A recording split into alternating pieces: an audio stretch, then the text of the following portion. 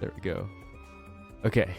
Hello everybody, and welcome to the 6th iteration of Ahten City Underground, the 6th weekly here, and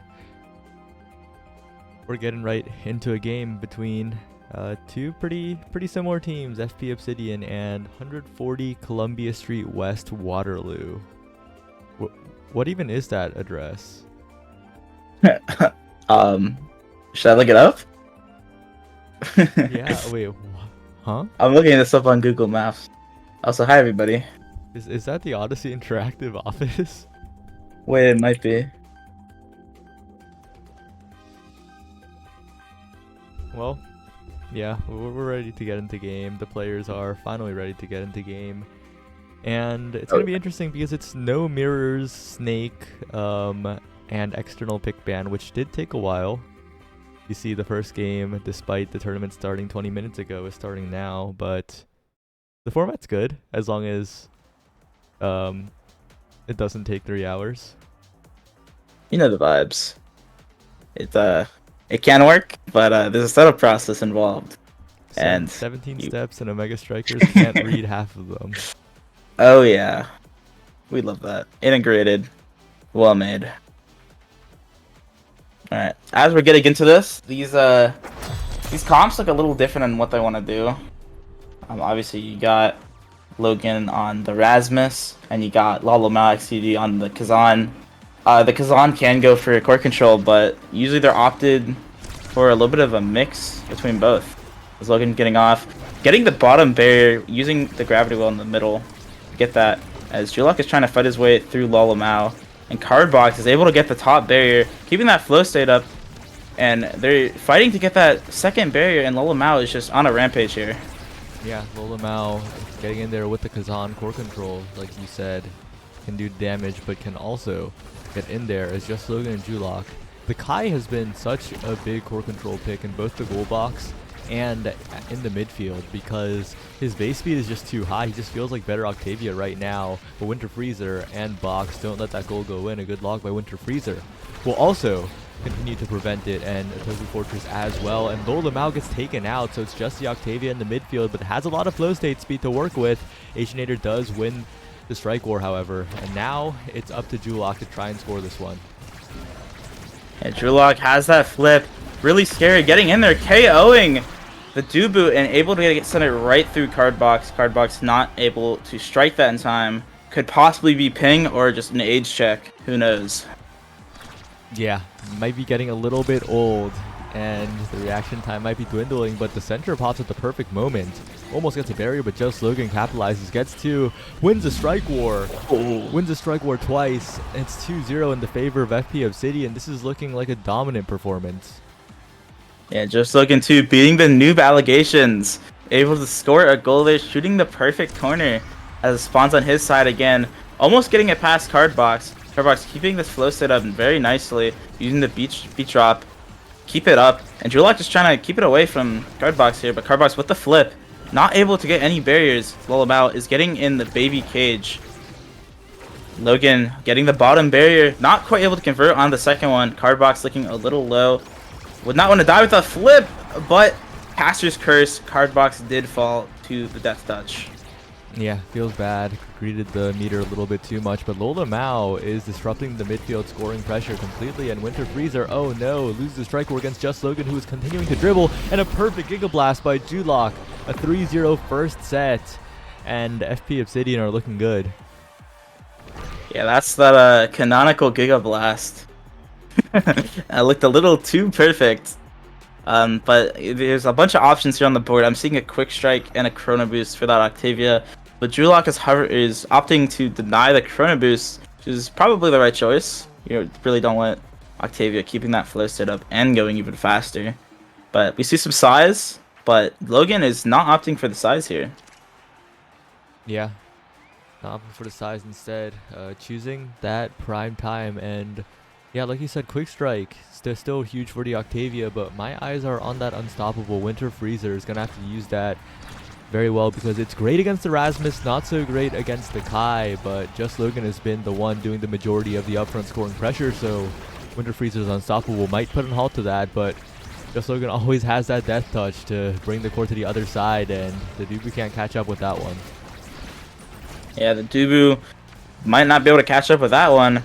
But Logan is, or I'm sorry, Lullabout XCD is able to just win every strike war and get a barrier, and then his Octavia is able to convert to the second one. With Winter Freezer still having the unstoppable up, not being popped. Logan might try to primer here, but it's not going to get past him. With the Tofu Fortress coming out as well. Some pressure's building, but Cardbox with that flow state will not let the core past him. Winter Freezer clearing it. With Cardbox still with the flow state, that Quick Strikes is putting in a work. And they now have their flip. Trying to get it past Logan, but Logan is not letting it pass. Flow state finally ends and flip available, but all the way back in their own half of the field. Unable to find anything with the flip, but they do find the KO. And a passing play will begin as Old Lamau with the core speed, but Just Logan is there to save it.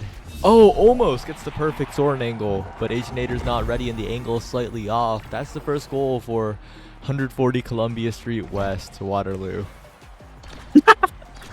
we gotta shorten that name somehow when we say it.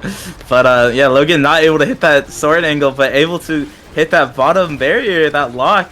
Very important to get those down, but not able to convert onto the top one. Aginator with the perfect secondary, keeping his locks alive. But Winter Freezer kind of just getting 1v2'd by Julak, like just able to just get the core past everyone, looking like a messiah of the Omega Strikers here. Yeah, unfortunately, the Kai is fast, and if you hit it towards the Kai has enough speed to catch the core again. And we'll have to use it on defense this time, including the ensnared drums, as one barrier is still kept alive, and Just Logan going for two. And Julak and Just Logan are playing very well split, while Lolamau and Box just kind of stack on top of each other a little too much, I feel like. And that's kind of showing in this game, making it easy for Aginator to find the defense. Yeah, you do not want to try to brute force your way through Maka. You want to do those passing plays, get it around her. But as you said, Lullabout and Cardbox are kind of just grouping up, and Aginator is just able to use his abilities for fun and keep that ball away. As Cardbox with the primary not quite able to get it past Aginator, but the strike ward coming out from Lullabout, trying to kill Julak here, but Julak with the flip and still also not able to kill Lullabout.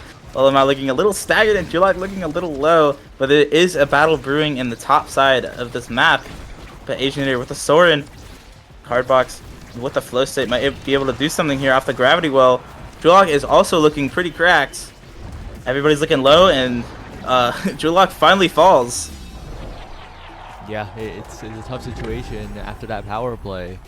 and another goal was scored in the favor of 140, and it's looking much better for them. Look at their meter. They have basically 3 core flips later on in this round, and they should be able to close this out as long as they don't falter on the defensive end. But Julok has a lot of speed going in, and Winter Freezer does manage to defend, but this flip is a little bit hasty from Box there. But they do manage to get 2 barriers thanks to Lola Mao, and Winter Freezer still has a flip for insurance. Yeah, Winter Freezer with that unstoppable too is gonna be really hard for Logan to get past him. But with that weight on the core flip, able to get that bottom block. But Lola Mao able to clear it past Julok, almost with the flip too. Lola Mao is their last hope, or I guess the last core flip hope to score this here. As Winter Freezer is holding on for dear life to that barrier, but Logan is not letting the core past him. Cardbox trying desperately to keep that flow state up, and they barely managed to do on the last frame. Lola Mao with the flip, able to get in. Yeah, it's really tough there, but great offense from 140. Definitely a very different set than the one we saw in the first one. And with Octavia getting first pick, that cast to last is looking very, very scary. The game just turned completely around. Yeah, that cast to last is especially with the quick strikes, they're gonna be able to keep that flow state up almost permanently. I mean, if you keep the ball away, maybe not, but if they have that core in their possession, good luck trying to get rid of that flow state. But what will Logan? Logan has some nice options. Might want to deny that team player, but Winter Freezer is team player weak, getting into the last pick. Unstoppable team player. Good luck scoring on this man now. Yeah, that was such really good draft for 140 Columbia Streets, but on the other end, Logan is looking a little bigger, the Among Titans from Julok, and Julok is just so fast with that blazing pace. The speed of the Kai is a bit overwhelming, but Logan might be dying pretty soon. And if Box can maintain this flow state, which will be much easier with the Castellast, like we're seeing here, it is looking like a dominant rest of the game in the favor of 140 Columbia Street. Yeah, 140 Columbia Street is kind of just outscaling FP Obsidian here. Logan was looking a little low. I looked away for like 2 seconds and they're back up. But Cardbox having to burn that flip just to live from that pendulum swing. But the whiplash and the pendulum swing combo is able to finish them off. With Winter Freezer, Lola Mao, who goalie when he's goalie? I think he's playing for the wrong team here. Well, a very, very interesting maneuver from Lola Mao, but hopefully that won't affect too much because they do still have that quick strikes cast the last Octavia, but Just Logan is playing very well around the Dubu of Winter Freezer. Winter Freezer is committing to the corner quite a bit, and Just Logan just pulls the core out of there. But right now in the corner, they're having a bit of trouble. Lola Mao trying to get the last strike, but 140 can't find the final strike. Asianator's defending it all. Yeah, Asianator with his teammates are just able to not let that barrier fall. But as I'm saying this, Cardbox is just looking a little low all the time. With that new patch, the stagger tiers, a lot less stagger on in the game now. Even if you're level 10, you're looking still quite low. But the Julok falls to the gravity well, and Logan is also looking pretty low. But Asianator with that flip, I don't imagine they'll get scored on here. And wow. What a strong hook from Logan to kill Cardbox there with the flow state still up. But Julok is able to just abuse that Kai versus Dubu matchup and get that lock there. Yeah, the speed of the Kai, especially on this patch, is a little bit overwhelming. But the core speed is coming into play for Winter Freezer and Lola Mao. The Kazan close strikes and the team player both coming online. Lola Mao's a little bit threatening, but can't quite find the core there, and it goes to the other side. Winter Freezer has to be very careful. Flips just to make sure, but that means it's an easy save for Asianator and no insurance for Winter Freezer. Lola Mao trying to pull the core through, but the Incendiary Drums will stop it for now. And Fox passing it, but interrupted by Julok yet again. Just Logan trying to get it through as well, but the log will interrupt as Lola Mao and Box try to interrupt here. But it's still defended away, and Asianator is performing so well in the open net as Logan finds the shot around Winter Freezer for the second goal. Yeah, very unfortunate roll there from the Dubu. Probably looked like it hit the core on his screen, but there's a little bit of a delay. So not quite on the server side. That did go in, unfortunately. But however, Logan is just kind of putting up a tear. About to kill Cardbox from this gravity wall. did not opt to use it. Cardbox burning their core flip, or not core flip, their flow state, but both locks are down for Winter Freezer. See if Loloma XCD can get this other barrier. With Julok putting in some work, damaging Cardbox. The Cardbox is not dying. They are refusing to give up here. Well, just as you say that, a little bit of weaponized curse action as the Giga Blast comes in. Winter Freezer chooses the right direction to clear, but for how much longer is the question. These bounces are looking even scarier, but Winter Freezer spaces back perfectly to find the save. Just Logan now lurking, trying to find one pendulum swing to end this set. But Lola Mao's getting in there, finding a barrier, has the flip available, has the flip in front of the net, but it's blocked away, a little too predictable. Asianator on the defense. Winter Freezer tries with the roll, but a great Giga Blast by Julok will make it 2-1 in sets. Yeah, what an insane Giga Blast by Julok there, covering the only clear that Winter Freezer had. And now I'm seeing, in this draft, I'm seeing Stinger, which is known weak awakening during this season. And let's see what Logan's gonna want to pick here. Opting for the Stinger, and Cardbox opting for a little bit of that stagger since they are dying a lot and they want to be able to not die and keep their energy for a core flip. Yeah, this game could completely turn around if Box can stay alive, because that Quick Strikes Castellast is pretty good on a character like Octavia. But on the other side, there's more Giga Blast coming in, there's Stinger. So I think it'll be pretty difficult to stay alive here against Just Logan and Julok if they do decide to focus Box. Yeah, that would still be pretty hard because of that stagger tier. But Lolomao looking like they're taking the brunt force of this damage. But Asianator's just an iron wall, not quite losing their barrier with Cardbox, keeping that flow state up. Okay, not quite getting around Just Logan, and Just Logan pulling out the 1v2 tech, beating the noob allegations once again. And Logan not quite able to touch the core there with Julok. Winter Freezer with the Unstoppable will not let that pendulum swing keep him down, but he will fail the age check and not move up for the ball in time. Wow, okay. There are other ways to degrade reaction time other than age, you know? Yeah. Maybe Winter Freezer didn't have enough sleep or something. True, That's true. probably My bad. more common because Mega Strikers is full of very, very... let's see, very sleep deprived individuals. Asianator losing the lock there from Lolomao, but Cardbox dying to the gravity well. That Reaver is not putting in as much work as they would hope. But Winter Freezer having the 50-50 there and losing their bottom lock for it. They still got the top lock, but Logan trying to win every strike core, but actually losing every strike core. Cardbox with the Quick Strikes Castellats flow state up. Can they get it past? With Winter Freezer having to burn their flip to get it out. Oh, good defense coming out from Asianator. Julok as well, but Lola Mao covers the clear to the corner, and that will be a goal back in the favor of 140 Columbia Street. I will say though, what's your opinion on the terminology of barriers? Because I honestly don't care, right? They're barriers, they're locks, they're whatever, but recently I've heard people who absolutely hate the term lock. Really? And that's made me think that lock is kind of weird, but maybe I'm just being like biased by those people. I don't know, I'm just trying to switch it up. They have like a lock symbol on them, so yeah, That's they could be true. locks. They do have locks.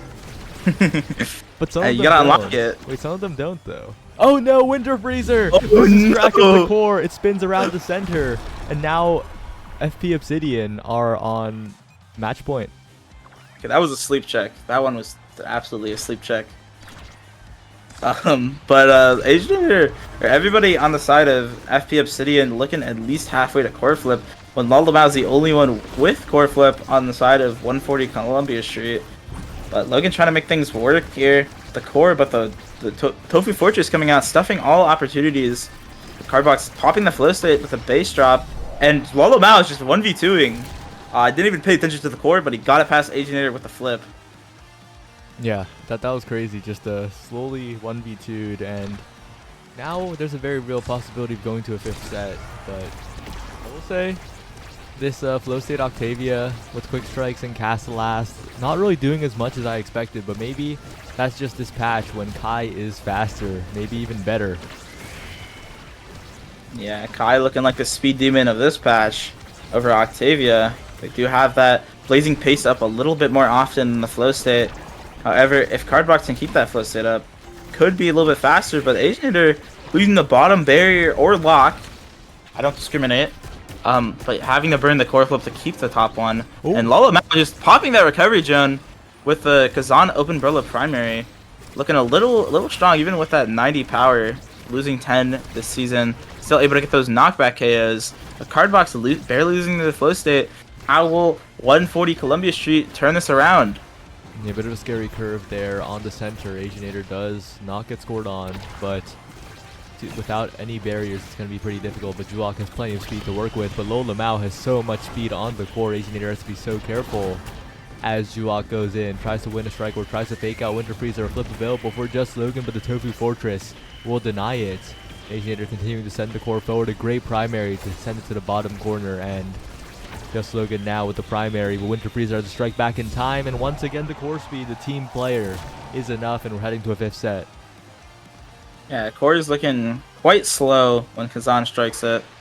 A little bit too fast for Asianator to react to it. Maybe if he had that Mako passive, the strike might have been big enough to strike or to hit that core out, stop it from going in. But there's some pretty Bis Awakenings here for Rasmus. I'm looking at a Rampage. I'm looking at a Size. I'm looking at a Meta Colossus. All these very good. You might want to take away that Rampage. But Logan having two very good options that he could take here. Opting not to pick any. Probably just letting Asianator pick. But yeah, he does eventually go for that Rampage. Little broken. If you max it out, you get 85% Size. And Size is pretty good on Rasmus. Makes your primary half the map. And you can really just hit anywhere you want. Yeah, it's going to be pretty effective because these sets have been going long, right? They've been going to the 5th point, and the longer the sets go, the more value you get out of the Rampage. But I'm looking at Box here because with the double stagger, Box is going to be much less killable, and we'll be able to just use the flow state, abuse the flow state with the quick strikes. And we're seeing it right here. The Octavia is looking a little bit good.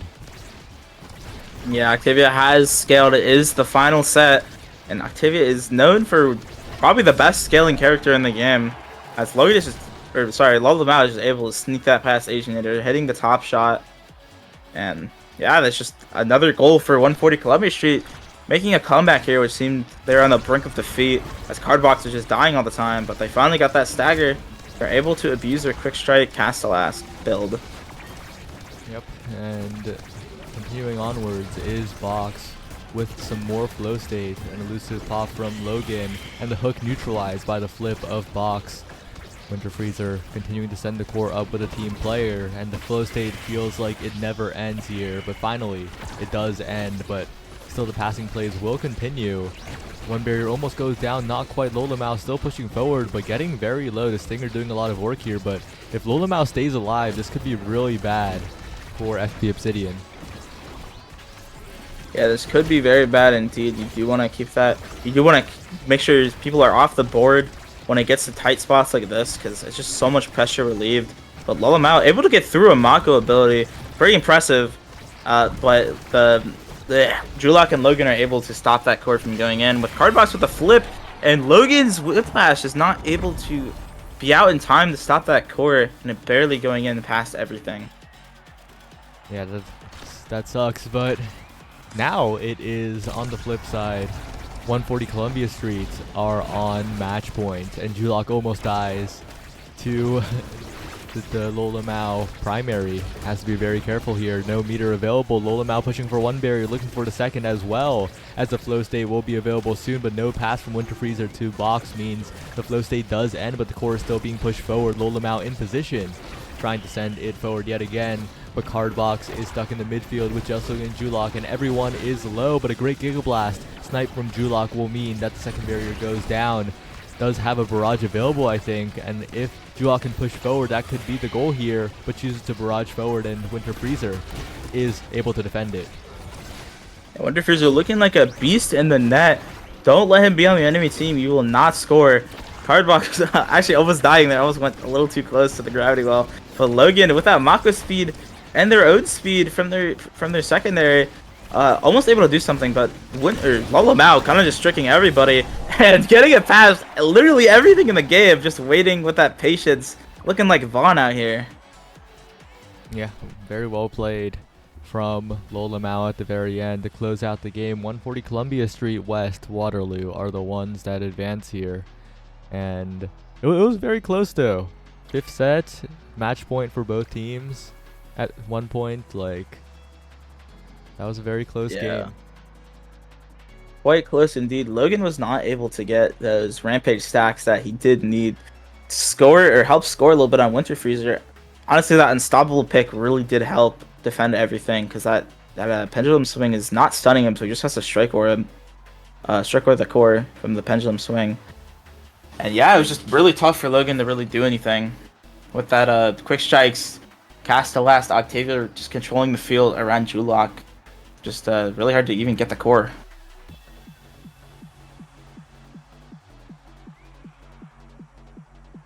Well, it looks like we're lobby hopping. Looks like we're heading to our next game. Oh yeah, it's time. I'll send the code in the same channel, and we're heading to winner's quarters.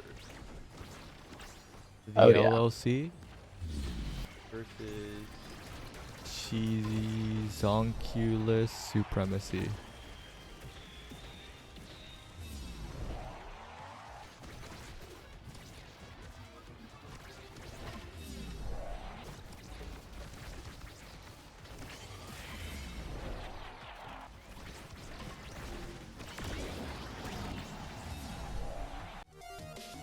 Sorry, what were the team names? The LLC versus Shizonkulous Supremacy. Oh yeah, I see it. Okay.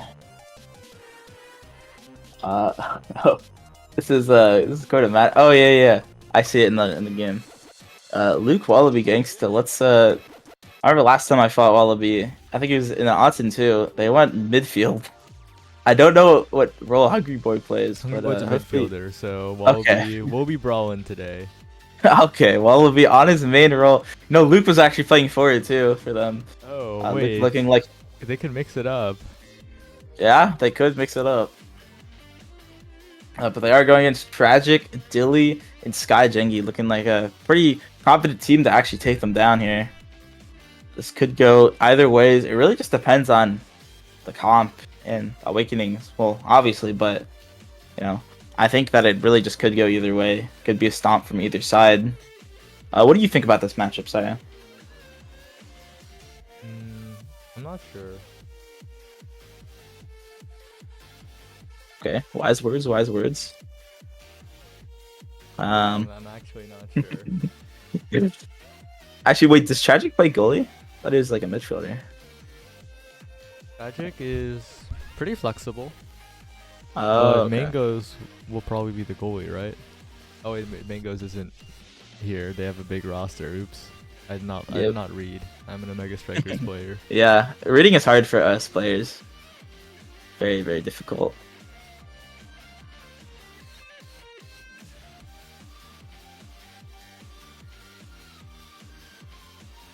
Well, I'm surprised you had that much patience when you had to go to the bathroom that entire game. That's kind of insane.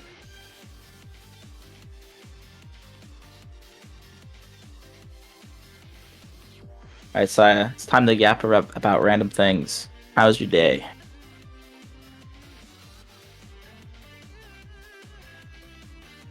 Awesome, awesome. I had a great day. Thanks for asking. I woke up, I played some Omega Strikers, I ate, and now I'm casting, you know? I had a early breakfast at 1 p.m., you know? As Omega Strikers players do. Oh, yeah.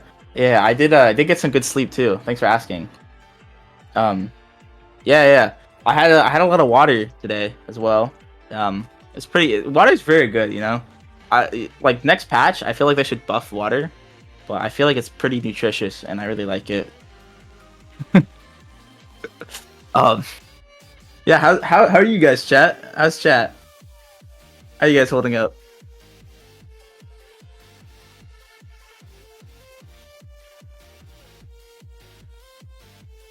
Oh, okay, the new patch, the new patch. I think the new patch is pretty Mickey Mouse. They did revert some of the Mickey, so there's not a clubhouse anymore. But you know, you still got some Mario Party in here. Oh, we're actually getting into the match now. Let's go. Okay, the new patch. I'm gonna sum it up. I think the new patch is fun, but it's a lot of damage is pretty weak. I think Stinger is a very weak awakening, and it needs buffs immediately, ASAP. What do I think the top 3 character picks for forward are? Well, I think X is still very, very strong. Actually, I haven't played too much. Well, actually, I have played a lot. That's a lie. But I don't know if he's. I don't think he's in his own tier, but I think he is still number 1. Then I think it's probably like Zentaro, and then like Kazan maybe. What other forward character? Oh yeah, Rasmus. Rasmus is pretty fun. I think Rasmus is map dependent. Wait, what map are we on? Yeah, I didn't like I saw and then I forgot, but we'll see in like 3 seconds. Oh, okay. Okay, it's Taiko Temple. Oh, we got Wallaby Gangster on the Asher forward with Hungry Boy in the Atlas midfield. This was like an early Nassel Season 3 comp, but instead you'd have like the Dubu forward. Atlas midfield still making it through this draft though. But Hungry Boy opting to send it straight to Tragic instead of getting that barrier. With Skyjanky putting in some work here. Dilly not quite able to control the courier, but finally getting it to Skyjanky. But Luke with that strike, with that huge banish coming through, doing half of Luke's HP. That's really gonna devastate him.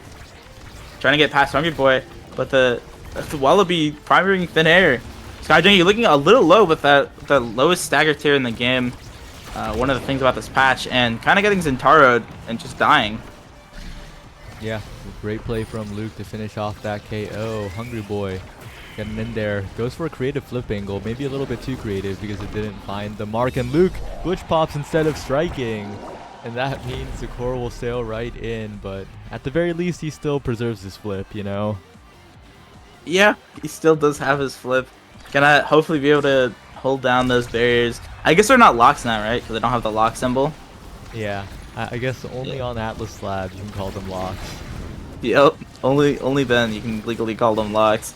But Skyjanky with the O's blade, not quite able to get it past Hungry Boy, but Wallaby Gangster looking pretty low. But actually there's no but, he's just low. But Strike Warrior Tragic and Skyjanky missing the slice and dice. Pretty tragic. Okay, well, Tragic. That was a tragic play by Tragic, yeah. Well, it is what it is. Yep. Luke using the diamond emote as both goalies looking like some true diamonds here today. I'd say the diamonds are bad, but you know, compared to what they normally play at, diamonds pretty low for them. But that Atlas Live is actually able to save Wallaby. Kind of a crucial KO because now a lot of that pressure is still there. You're not going to be relieve any of it. But Luke having to burn their flip and actually getting a barrier of their own. But Tragic still able to hold this down against Wallaby Gangster, hitting it around him, looking like a pro. But Skyjanky looking like gonna die. But there's no... Okay, Luke missing the cyber swipe. Skyjanky is able to live for today. But Tragic is just holding it down against the Asher forward on Taiko. Yeah. Tragic continue to hold it down, but finally lets the barrier go. It's hard to defend forever here. And the Rune's going to have to be very careful, but doesn't get faked out by Wallaby. Chooses the right side to defend. And a recovery drone on Hungry Boy Pop, but Luke's getting in there. Wallaby to the top side, a good banish to interrupt, and Dilly sends the core forward. But Skyjanky just can't get his hands on the ball here. But Hungry Boy forgets about the expanse. Doesn't cover the bounce. And that's another goal in the favor of Shizankyo supremacy. Yeah, all these goals, if I could sum it up in one word, it would probably be Mickey. They're not looking very clean, looking like a lot of Odin goals, honestly. But as I'm saying this, Tragic is kind of just mowing down Luke and about to get this goal. But never mind, Hungry Boy able to save the day from Skyjanky. Luke with the Soren angle, looking like Soren himself, with Dilly looking pretty low, but Skyjanky just able to win that strike war and win the set 3-1.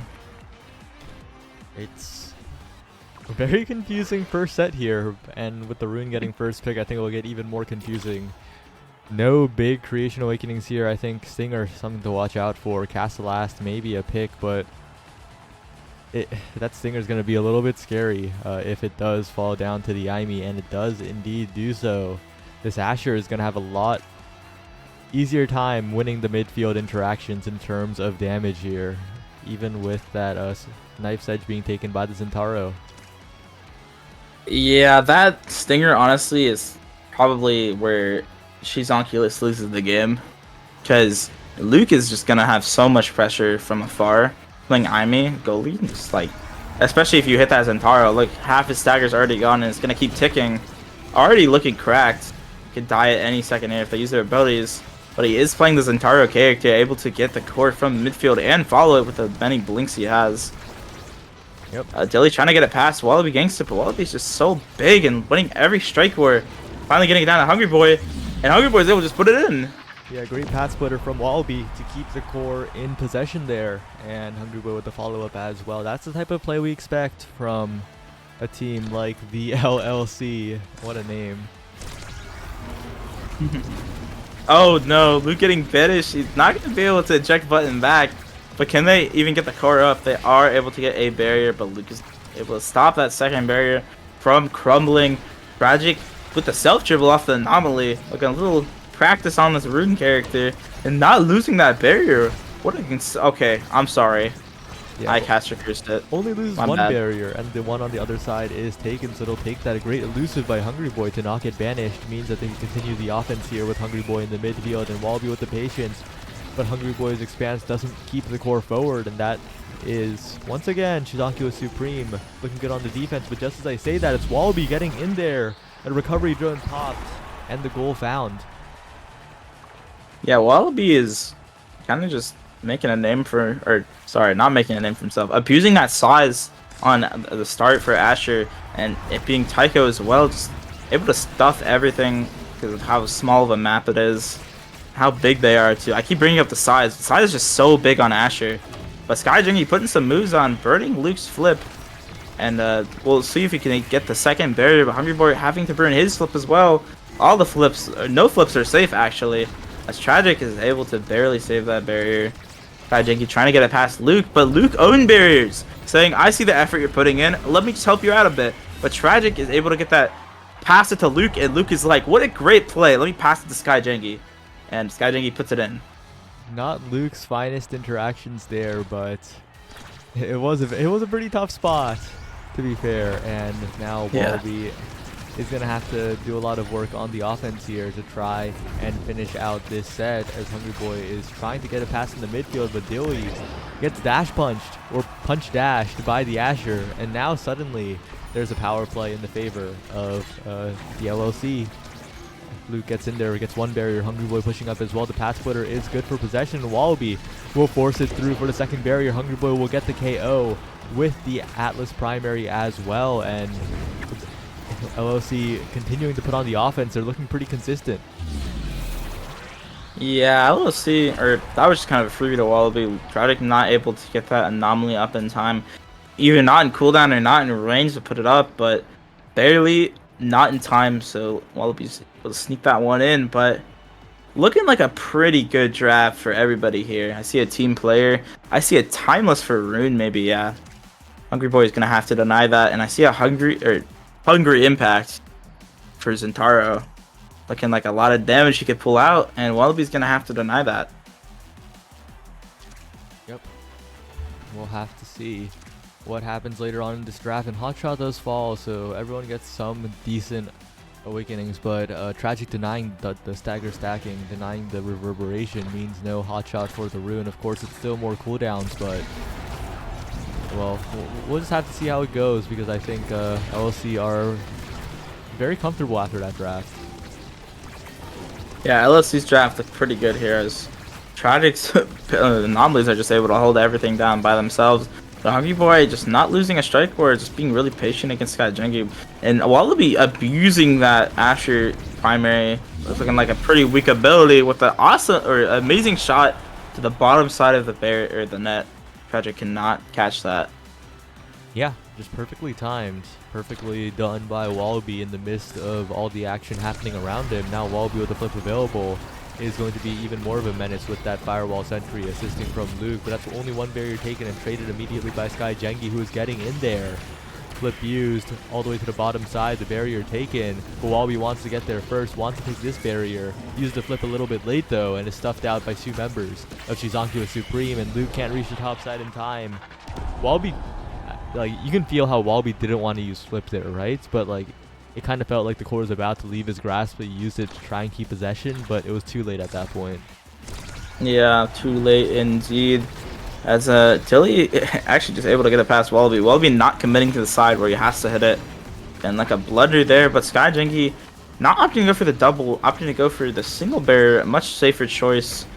You can guarantee a barrier, but Tragic, I'm surprised I didn't go past the anomaly, I'm not gonna lie. Tragic just holding down that barrier. Dilly able to get it past Hungry Boy to Sky Jengi. Luke or Hungry Boy just not covering that side of the barrier. Wallaby's looking a little low. Let's see what Shizankyou can do with that information. Oh, and Dilly doesn't even need the core flip. If Dilly had flipped there, I would have called it insecure, but you know, there was no core flip, so it was just a good play. Very confident. Gets the strike in there. Yeah, I mean, even if he did lose a strike or if he passes the A's check, he can just flip it. Just to keep it. But whoa, that was kind of an insecure Oni's blade. I was already guaranteed pretty much to get that double barrier, but having to burn that core flip now to get that second barrier when you already had it, kind of unfortunate for Shizankyou. Sky Jengi not able to convert on the play, and Luke able to get it around. Tragic with the anomaly. Let's see, it's Wallaby or Hungry Boy can get it fast enough, but Sky Jengi looking like an anomaly here, just keeping evading his own teammates banish. What the? That's a trauma fucking evade, but Wallaby able to get it through the Oni's blade. Not enough hits to stop that core there, and it going in for the LSC. Yep, and it's now a 0.5 situation. It is a little bit scary here, but if Tragic can set up these rune towers in midfield, it could be good. But Wallaby sends it forward with that Asher primary. Getting a lot of value. The cast last Spanish will keep the core trap for so long, but maybe a little too long as Hungry Boy has time to advance up. But the strike interactions are won by Sky Jengi with the nice edge speed, just getting ahead of the Hungry Boy presence on the Atlas. Hungry Boy now trying to find the core, but Luke and Hungry Boy just barely can't reach it. Wallaby now trying to push forward, but Tragic just clears it away. The defense is really good from Tragic here, not letting Hungry Boy and Wallaby get possession at all. Yeah, Hungry Boy and Wallaby looking like they're just getting, we're trying just running circles around them, but Sky Jengi looking like the pixel perfect dodge to get past that glitch pop. Barely not dying, having to get their own orb on the side as the power play is already happening, but Sky Jengi is not there. But the Oni's rush, or not the Oni's rush, the EI rush coming out, not quite able to get that barrier with the passive. Sky Jengi is just trying to get that barrier for dear life, but Luke is just holding on, not letting that barrier fall. Just looking like an iron wall himself, but Wallaby able to finally get that barrier down. Luke not able to get his strike back up to save that barrier, and Sky Jengi not able to convert to the shots.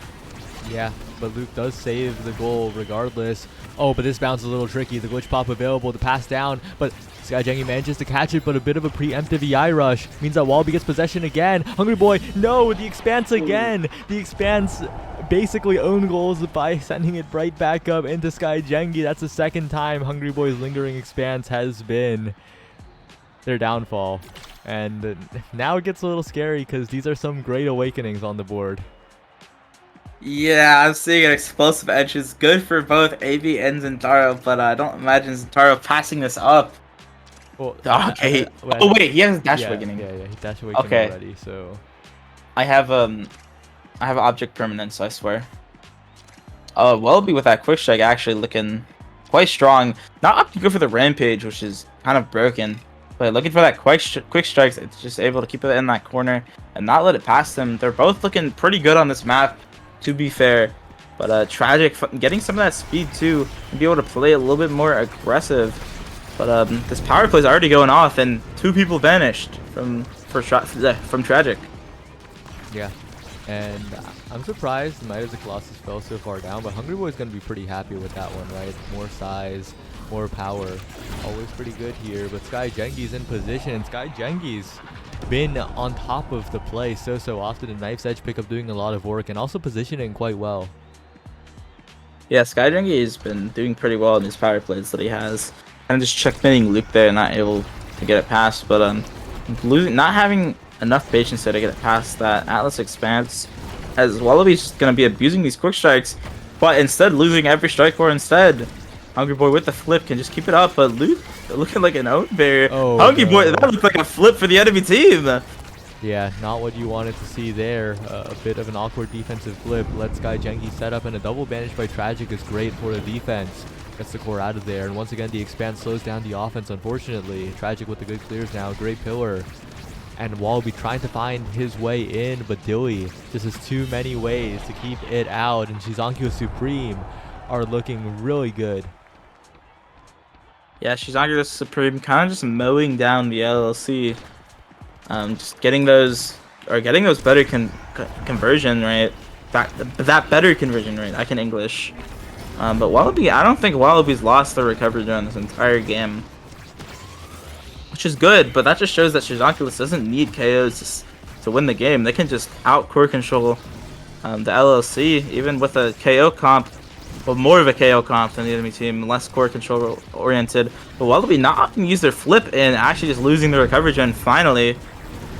Can Wallaby do anything with this core flip? Or, okay, I'm sorry. Yeah, that's the end of the game. Well played to Shizankyo Supreme. Shizankyo Supremacy. Wait, they were formerly named Shizankyo Supreme, right, in a previous tournament? I have no clue. I think so. I think that's why that like rolls off the tongue. Yeah, probably. Maybe they changed the roster a bit. But yeah, well played. Yeah. And Atlas midfield is pretty hard, I gotta say. Like when you see the Sad Boys pick it with the Dubu, it doesn't look hard, but then you pick it and it's hard. It is not an easy pick in the slightest.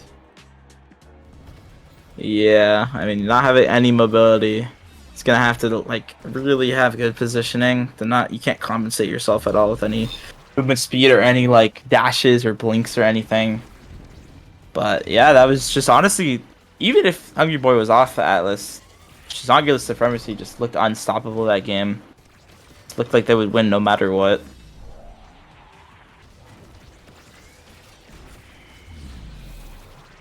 Well, it's gonna be a little bit before we have our next game due to unfortunate ordering of games and the process of this pick ban without a specialized tool for no, wait, no, we might have a no. Oh, this is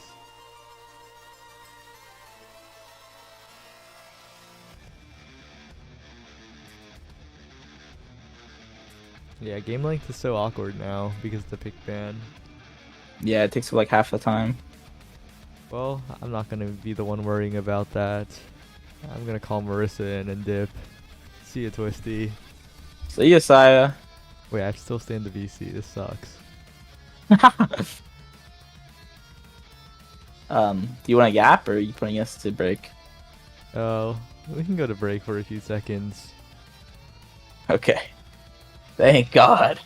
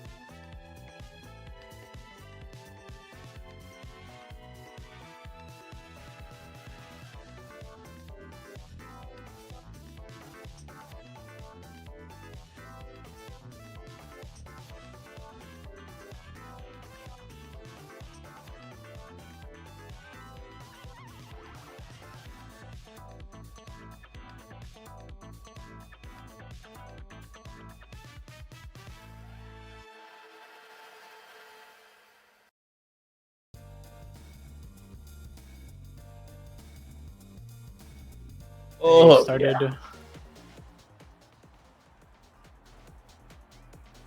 Wait, what the fuck? I can request a swap with them? That is so weird. And we are so back, by the way, Twisty. Welcome back to Ahten City Underground. It is me, Marissa, here for the foreseeable future, placing in for Saya as we get in to our next very exciting game in the winners quarter final. We have the Odyssey office address versus Storm the Keep going on right here, and it's going to be a unstoppable and bulk up start. So looking forward to this game. Definitely going to be one worth watching. Yeah, Vice on an unstoppable start is kind of unfortunate for the enemy team because that chain lightning is just gonna be proccing it all the time. It's getting rid of that value from you get. It's practically a dead awakening. But Borg is able to, never mind, because on strike is able to get it past Borg here, losing the top barrier. 3Z Breezy able to also get the top barrier by himself. Winter Freezer with the log coming out, the Supernova, rightfully fresh, actually just getting in there himself. But Winter Freezer able to just hold everything down despite the odds. Yeah, now we have Box trying to take the ball up. However, Fresh is on it with that strike shot, that Asher in net that everyone loves playing against so much, as Lolamau now trying to get that final barrier, but Borg and Fresh are just a wall that he's unable to get through. Both finally pivoting back for or in favor of the side of off the hook. However, finally getting it back up now. Winter Freezer having the ball. 3Z Breezy unable to get the barrier. However, Box manages to take the barrier himself with a very unfortunate bounce off the Night Market barrier. And now it is Box against the entire enemy team trying to hold that ball off of their side the best they can. However, going around him, 3Z Breezy loses the strike war, but Fresh is just not giving up this barrier and not giving them a chance to score. Yeah, Fresh playing that disturbing Asher character. Borg with the flip actually just able to put that in as I'm talking. But yeah, back to the Asher character. Asher's pretty fun to go against, I'd say, especially on this map with how small it is. Can't really hit around her too much, but Borg actually just strike warring card box with the primary, but the open umbrella primary just putting him down and everybody's dying, bro. It's just a bloodbath in here. Yeah, 2 early kills in this game. You would not believe it is a very defensive awakening start. Is everyone except for the Dubu opting to go for that bulk up? People have decided they want to kill. Vice ult coming out, unable to find anything, however. And now it is Winter Freezer fighting for his life, but also fighting for his barrier. Dubu wall coming out, but Winter Freezer so low. Box manages to block the Vice primary, saving Winter Freezer just a little bit longer, but with only 1 evade to work with, and now a staggered health bar, unable to stay on the field any longer. 3Z Breezy securing that kill, but Lolamau and Box are just a absolute wall that they cannot get through currently. 3Z Breezy now trying to take the ball up. Primary missed. Unfortunate bounce off the Night Market barrier yet again. However, they are not letting that happen 2 times. Barrier finally falls. 3Z Breezy looking very low with that core flip. Going to go get the orb, trying to preserve that core flip. Definitely wants to use it to score instead of defensively. Lolamau staggered, just absolutely being pushed around by this Asher bully character. Oh, big kill by 3Z Breezy. Manages to take Lolamau off the map. An almost insane shot by Lolamau. Almost takes the barrier, however, an even better pass manages to secure the 2nd point of the set for Storm the Keep. Yeah, Storm the Keep kind of just having an impeccable defense here. Lolamau gonna have a lot of trouble striking around that Asher because he's on, right? You don't really have that traditional stuffing power as if you were to play like Zentaro, the Asher, the X. You have to really strike it around everybody. But if you have an Asher, can't really strike it around her, especially on Night Market. She kind of just walks up and primaries you, and then you get stunned, and not very fun. But as I was talking, Lolamau was able to get every barrier. He's proven me wrong. But Cardbox kind of just getting a little destroyed by 3Z Breezy here. Really fresh, getting in there himself. But Winter Freezer with the Dubu roll, not stopping 3Z Breezy from doing anything. Lalamao with this flip, and he doesn't hit the flip, unfortunately. But 3Z Breezy does dime him up, but he does miss the scoring opportunity.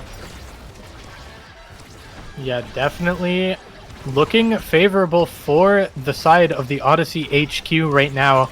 However, Winter Freezer still does not have any evade, but finally gets that evade back. Lalamao having no evade in a very dangerous spot, but is able to slide out with the secondary, saving his life from the absolutely thirsty 3Z Breezy, and trying to just find any opportunity to score, but Fresh is not having any of it. Borg burning the flip, very good for the side of the Odyssey headquarters. However, Log coming out, done from the core flip, able to get that second barrier strike shot, managing to keep it on the side, and Box unable to find the strike on the core, sliding just past them, and the first set will be going to Storm the Keep here. Yeah, I think everybody got their own individual score there, but Fresh kind of just getting in there, hitting the core pretty red. It was overtime, and the core does move very slow in overtime. But, I'm seeing this Monty go to this area. It's gonna be a lot more difficult for Fresh to keep that ball away now that the Maelstrom just covers an entire lane on Night Market here. But yeah, I'm seeing a nice edger. Ariel's pick for 3Z here. Dash Awakening could definitely help, but he does opt for that speed instead. And pretty good draft for both sides, I'd say. Kind of goes to what they want to do with Fresh having that stagger scaling, having those cooldowns as well as that power. Now with even better power. Yeah, it is very important not to sleep on Twin Drive picking or being picked up by that Kazan, though. Lalamao got so much more killing power with just a single awakening, and the Monumentalist on the era is hopefully going to allow the Odyssey HQ to find these barriers they've really been struggling to take off of Fresh. This Asher character just being such a iron wall and so difficult for the Odyssey HQ to score on. They just have not been able to find that golden opportunity that they need. Vice all coming out, burning the evade of Lalamao, and now Winter Freezer burning the Dubu roll, unable to save the barrier as well, as a very good Zentaro ultimate from 3Z Breezy comes out and secures that barrier. Oh, and a fantastic poke strike by Lalamao, able to catch Borg lacking, and finally the first goal for the Odyssey HQ has been picked up. Yeah, finally able to get it past that disturbing Asher character. But as the dribble comes out, Cardbox is not able to quite convert to get a barrier there. The 3Z Breezy with one. Lalamao missing the double barrier, kind of unfortunate, but that flip not being opted to use. Not wanting to get that barrier for free, but you could just want to keep that to score there as you're confident you'll get the barrier later. Board coming in, using the flip with the Oni's Blade, kind of just a checkbait for Winter Freezer there. 3Z Breezy trying to find an opportunity to use his flip here, as Cardbox is just not letting it through, but 3Z Breezy with the slice and dice stopping it. But that Asher character with the primary stopping that crooked leverage, and 3Z Breezy with the flip opposite to hit straight into Winter Freezer. Cardbox looking very low, trying to hold on to their life in their net, finally able to get an orb, but still staggered. They're not out of the woods yet. Finally able to play a little more aggressively. However, you still have to be very careful of 3Z Breezy trying to kill you. Dodges the secondary as Lalamao is just trying to take this barrier off of Asher, but Fresh feeling pretty comfortable with the core flip. Strike shot denies it, coming back. Cardbox really just trying to get this ball up, as a fantastic primary from Borg comes out and is able to slide it right past the defense of the Odyssey HQ, and now it is 1-1 in this set. Oh yeah, 1-1. Finally able to tie it up, as Odyssey HQ is actually managing to do things, or score barriers. I mean, score goals onto this Asher because of the awakenings. But Fresh with that pass splitter stopping Lalamao CD from moving up to get that core, and he's kind of just getting okied by Fresh here with that bulk up reverb having 166 power. Imagine if he went Pauljins, he would have like a lot more power, like 196. I don't know how much Pauljins give. I think it's 30. But Borg not letting Lolamao get past him. 3Z Breezy with the flip. Will he be able to use it? But Lolamao just strike boarding Borg. The back pass coming out. And Borg is just in the way. But Fresh dies to the Maelstrom. That Moni putting in work. Lolamao able to not only burn the flip, but also stay alive. However, the barrier lost, but the crooked leverage comes out. And Borg is just not ready for it. Nothing the Vice can do. Tries to double strike it with the primary, but it just is a little bit too slow. And now we are seeing the Odyssey HQ be up 1 point in the series, 2-1. Yeah, Odyssey HQ finally with the lead in the set. Actually, never mind, they had the lead, but finally looking like there's rays of hope coming out.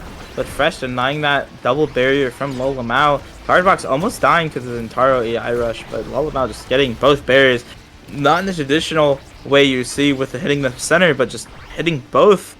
And Cardbox trying to dime up Lolamao here, but 3Z Breezy in the way. That log in the way of 3Z Breezy's barrier. With the Supernova coming out, the huge Maelstrom blocking that entire lane, but the Tofu Fortress is just stopping all attempts, and Winter Freezer is looking like an iron wall here. Yeah, the shrink on the Asher. Fresh just a little bit too small to strike that core, and it just slides right past him. And now we are seeing Odyssey HQ taking that set and moving into the draft with that first pick. So many good options here. Stinger looking like it is going to be picked up by the Kazan, and paired with that twin drive, this Kazan is no longer someone that can be ignored. Vice picking up that missile propulsion, getting that big damage boost on the primary, and also the range boost, so maybe able to find some cheeky snipes. Quick strikes on the Era, very, very good. 3Z Breezy going to be picking up some more, or actually the first bit of size. And the rest of it, pretty standard. The survivability for Winter Freezer, trying to get bullied a little bit less in the box, as well as Fresh picking up that team player. So these passing plays coming out from the side of Storm the Keep are no longer something that can easily be ignored, as Lolamao perfectly stalls out that Vice ult. Yeah, Lolamao having that knowledge of that, or not knowledge, having that patience to stall that out. 3Z Breezy using that fast core to his advantage, but rightfully Fresh opts for the KO on Lolamao instead of his barrier. Can they convert off of this kill, or will it all be for nothing? So he's busy with a slice and dice, trying to get it past Cardbox, but Cardbox looking a little too fast and a little too goated for Storm the Keep to get it past the Borg. Borg still just losing every strike with a Cardbox, but 3Z Breezy finally gets it past with no flip to get that barrier, trying all his best, but using it a little too far away. But Winter Freezer dying to the Vice secondary, finally catching him lacking, but Borg decides to flip for fun to celebrate the KO. And will he be able to score it? Cardbox 2 in the way with a crooked leverage coming out with the EI rush, but Winter Freezer and Cardbox look like an iron wall. Yeah, as the great Sun Tzu once said, never sleep on the midfielder with quick strikes, as Box is just doing such a phenomenal job this round at not allowing Storm the Keep to do anything. The Odyssey HQ security department is in the building, almost hits a crazy angle for the goal, but it's just off by probably a couple pixels. 3Z Breezy able to secure the goal, though. Cardbox is just not able to find anywhere to put the core there. And 1-0 for the side of Storm the Keep in this set. Yeah, Storm the Keep finally showing that they want to win, but it will be a little hard because of that quick strikes era in the midfield position. But Lolamao not able to convert here, with Borg getting abused by that quick strikes, losing that barrier because Cardbox's strike is up 15% faster than Borg's. But 3Z Breezy, can he do anything with the flip? Deciding to dump all of his abilities for fun. It's not last patch. You can't get them back by striking the core. Will he be able to do anything here? Dribbling. Will Winter Freezer kid it away? Hits it to the Cardbox. Work with the Supernova. Frightfully Fresh, just lingering that core in front of Lolamao, looking a little low, getting kind of bullied, but he does lose his barrier because he gets a little too overzealous on the kill. Lolamao looking a little low. Will anybody finish him off, or will he just live? But Cardbox finally going down to that flip, and Borg with the primary. See if Storm the Keep can do anything with this power play, but Winter Freezer is looking like the GOAT. He's 1v3ing. The Winter Freezer is holding it down against the world right now. Viceall unable to find it. Asher also unable to find it. And the Odyssey headquarters does not fall. And a fantastic goal. The straight shot just sneaking it past Fresh there. And a very, very well-earned point for the Odyssey HQ. A fantastic play by Winter Freezer, able to hold that barrier until the very end. Yeah, Winter Freezer looking like a Nassau Season 4 winner here. But can Lalamau get it past Borg? Borg with the Strike More wins. But Fresh, not looking like he'll get the... Never mind, Caster's Curse. Lalamau, can he get the core here? Hit at the card box, getting it past the path splitter. I can English. Oregon Fresh finally getting the core. They're barely getting the core out from Lalamau. While not able to convert here with the EI Rush coming out, missing Lalamau. The Asher primary just stopping all attempts to score here. Borg looking a little low with that flip. However, that stinger, maybe Lalamau can finish him off, especially with that twin drive too. And what an insane double barrier from Borg.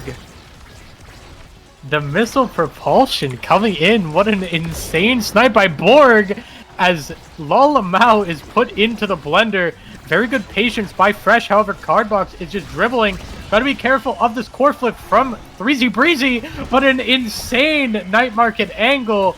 Certified night market moment takes the barrier from Fresh.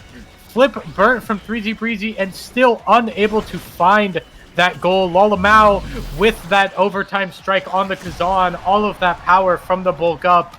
And the red core is just too fast and Asher is too slow to deal with that. And now we are up 2-1 for the side of the Odyssey headquarters.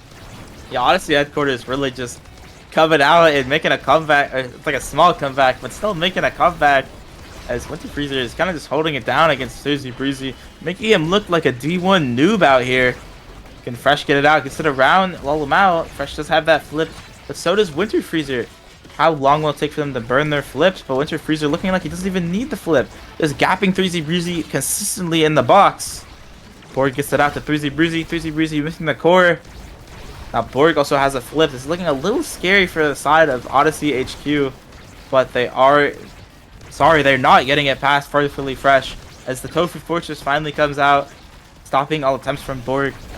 To Freezer with the flip, still not opting to use it. He has that unstoppable, just looking like you're gonna have to burn your whole kit just to get a flip out. Very unfortunate for Storm to keep, but these barriers are just starting not to go down. They don't want to crumble today. Both goalies are just an iron wall. Yeah, Winter Freezer is just playing so well, able to keep up toe-to-toe with the NASL goalie on the other side, proving he's no player to be slept on going into this upcoming launch pad. And having that flip to work with, however, you need to be careful of 3Z Breezy with his flip, however, doesn't even need it, able to find the shot past Winter Freezer to put it into the bottom corner of that net. And having that flip going into this next set, 3Z Breezy has been no stranger to using that flip for kills, looking for any angle. If you get a little bit too close to that edge, you can expect to be taken off by that flip. It's happened twice this game. However, Lalamau able to find the first barrier with that secondary. No evade or flip to work with. Able to find that second one with a very good crooked leverage. And now it is looking like this is the Odyssey HQ set to take. However, 3Z Breezy still has that flip, but so does Box. Box needs to be careful, though. 3Z Breezy looking for that kill. Almost is able to find it, but the Zentaro is just a little too far away there. Burns the flip. Now Winter Freezer and Box both have that flip. So much damage being put onto Box, so trying to survive. Ult coming out. Stagger needs to find an opportunity to use this flip before it's too late. Just being ping-ponged around. Maelstrom coming out. Borg burns the flip. Winter Freezer able to stop it, though. Flip finally comes out, shut down by Borg, and Winter Freezer able to find that, almost scoring, but Fresh is able to hold it down. Fantastic clear by Winter Freezer, not able to find that barrier against this Dubu. The wall does not fall as the Tofu Fortress comes out, stopping the ball on the other side for just a little bit longer. Maelstrom is burnt. Lalamau is trying to find any opportunity to put this ball into the net. Primary comes out, crooked leverage on the ready, but unable to find anything. Cooldown's down on the Kazan for now. Missed strikes everywhere in the enemy goal box, and 3Z Breezy is going to find that strike. Winter Freezer reacting just a little bit too late, and Storm the Keep is going to take the third set of this match. You know, I just realized Borg's tag is Pro Yapper. You got the caster tag. Oh, yeah. Anyways, I'm seeing an explosive entrance, a rampage, a rapid fire, and a peak performance for that. Asher probably going to get it, but opting for the prime time instead of those extra cooldown and power. But the area getting rapid fire, I don't know, Marissa, how would you feel if the enemy area got rapid fire and you're playing forward? Well, I would feel if the enemy era got rapid fire and my Zentaro got explosive entrance, I would be chilling pretty hard, I think, as 3Z Breezy has just become truly online, and now the damage coming out from this Kazan is finally, honestly, pretty matched, even with Twin Drive Stinger, as so much more damage is picked up by the Centauro, plus that ever so coveted Dash Awakening on the character. Box able to save the barrier, though, able to play a great midfield, help Winter Freezer to hold that barrier, and really just, it's looking like Lalamau is the true target. This game is kind of been being played in two phases, where the longer Box and Winter Freezer spend controlling the core, the more time they're just giving the side of Storm the Keep to kill their forward, and once their forward is down, they are able to go on a full offense and score the ball, just like happened in that point. You can really see the gameplay adaptation by Storm the Keep, and I'm looking forward to see if the Odyssey HQ will be able to adapt their gameplay similarly in time, as time is truly running out. They are just 2 points away from being sent to the losers bracket in this tournament, and there's going to be an adaptation that needs to be made and fast. Yeah, adaptation needed indeed. For Winter Freezer just able to get that barrier, showing that he can adapt a little quicker than others. But Borg just able to sneak that core around Lalama XCD, not quite able to do anything there. Breezy still just opting to be greedy with that flip a little bit, but Borg just missing his flip entirely. Card box missing the barrier, unfortunately, with that Maelstrom coming out, forcing Frightfully Fresh's evade. Gonna be a little bit slower on that core flip. See what 3Z Breezy can do here. Getting shrunk by the era. The rapid fire getting just KO'd by Winter Freezer. Freezer ripped off the shirt, said, "Get off me, little bro. You don't deserve to be in my presence." But Lalamau and Cardbox not able to quite convert here. Never mind, Caster's Curse, as Lalamau was able to strike that right there and getting... Wait, Cardbox got the goal. Oh, because Borg owned gold. Yeah, and it's seeing that Borg is now hitting the Cursed Night Market angle, that the side of the Audi HQ hit 2 times in the first set. And I guess that's what we call karma in the business. And it appears that when it is a battle of core control and who can just purely score first, the Audi HQ is showing that they are a contender against this NASL level team. However, whenever they do choose to kill Lalamau and just focus him off of the map, it becomes very, very difficult for the Audi HQ to hold on, as 3Z Breezy is kind of just solo scoring right now, as Borg is just trying to murder Lalamau. That damage midfield in this comp, really not having a whole lot of core control and really opting for that pure offense and pure unbridled damage, as now it appears Box is the target of the onslaught. However, 3Z Breezy unable to find the goal, as that Dash Awakening just sending him a little bit too far, and the core is able to be shut down by the Dubu Log. Winter Freezer hitting it over to Borg, and unfortunately, there was nowhere for the core to go to his own team. 3Z Breezy having that flip, having to control the core. Team player, the ball is just moving so fast right now. Red cores everywhere off the Dubu Log, and honestly, I don't know if anyone really knows what is happening right now, but they are trying their best as so much is happening. Flip burn just to slow the core down a little bit. Hit stun from the Visol, able to stun Lalamau, unable to pop that core flip.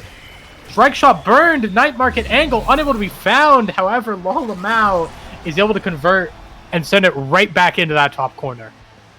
Yeah, but core is moving a little slow that fight. I could keep up with it a lot, and I tell that the players knew what was going on and also could keep up with it. But Cardbox just 1v1ing Borg for that barrier as a supernova comes out, and Lolamau already half stagger, getting that orb, getting most of his stagger back. Frightfully Fresh right here just to catch that core, and not gonna let that barrier down for now. Winter Freezer also has that flip, something to keep in mind when trying to score on him. You have to burn your entire kit just to get that flip out. Be very unfortunate for 3Z if he can't get that barrier pretty soon. But 3Z finally having opportunity, can't get past that log. Lolamau able to poke it and not, the crooked leverage, almost getting that barrier there, but Frightfully Fresh is ready and able to strike for that. Oh! A Maelstrom, that was a close one. Lolamau still looking pretty low as 3Z Breezy holding on for dear life from that core flip. Not quite able to get it past Winter Freezer, and Winter Freezer still has that flip online. Still can't get it past him without the flip. What can you do if he has the flip? Yeah, 3Z Breezy really feeling the bees right now as that stinger coming out.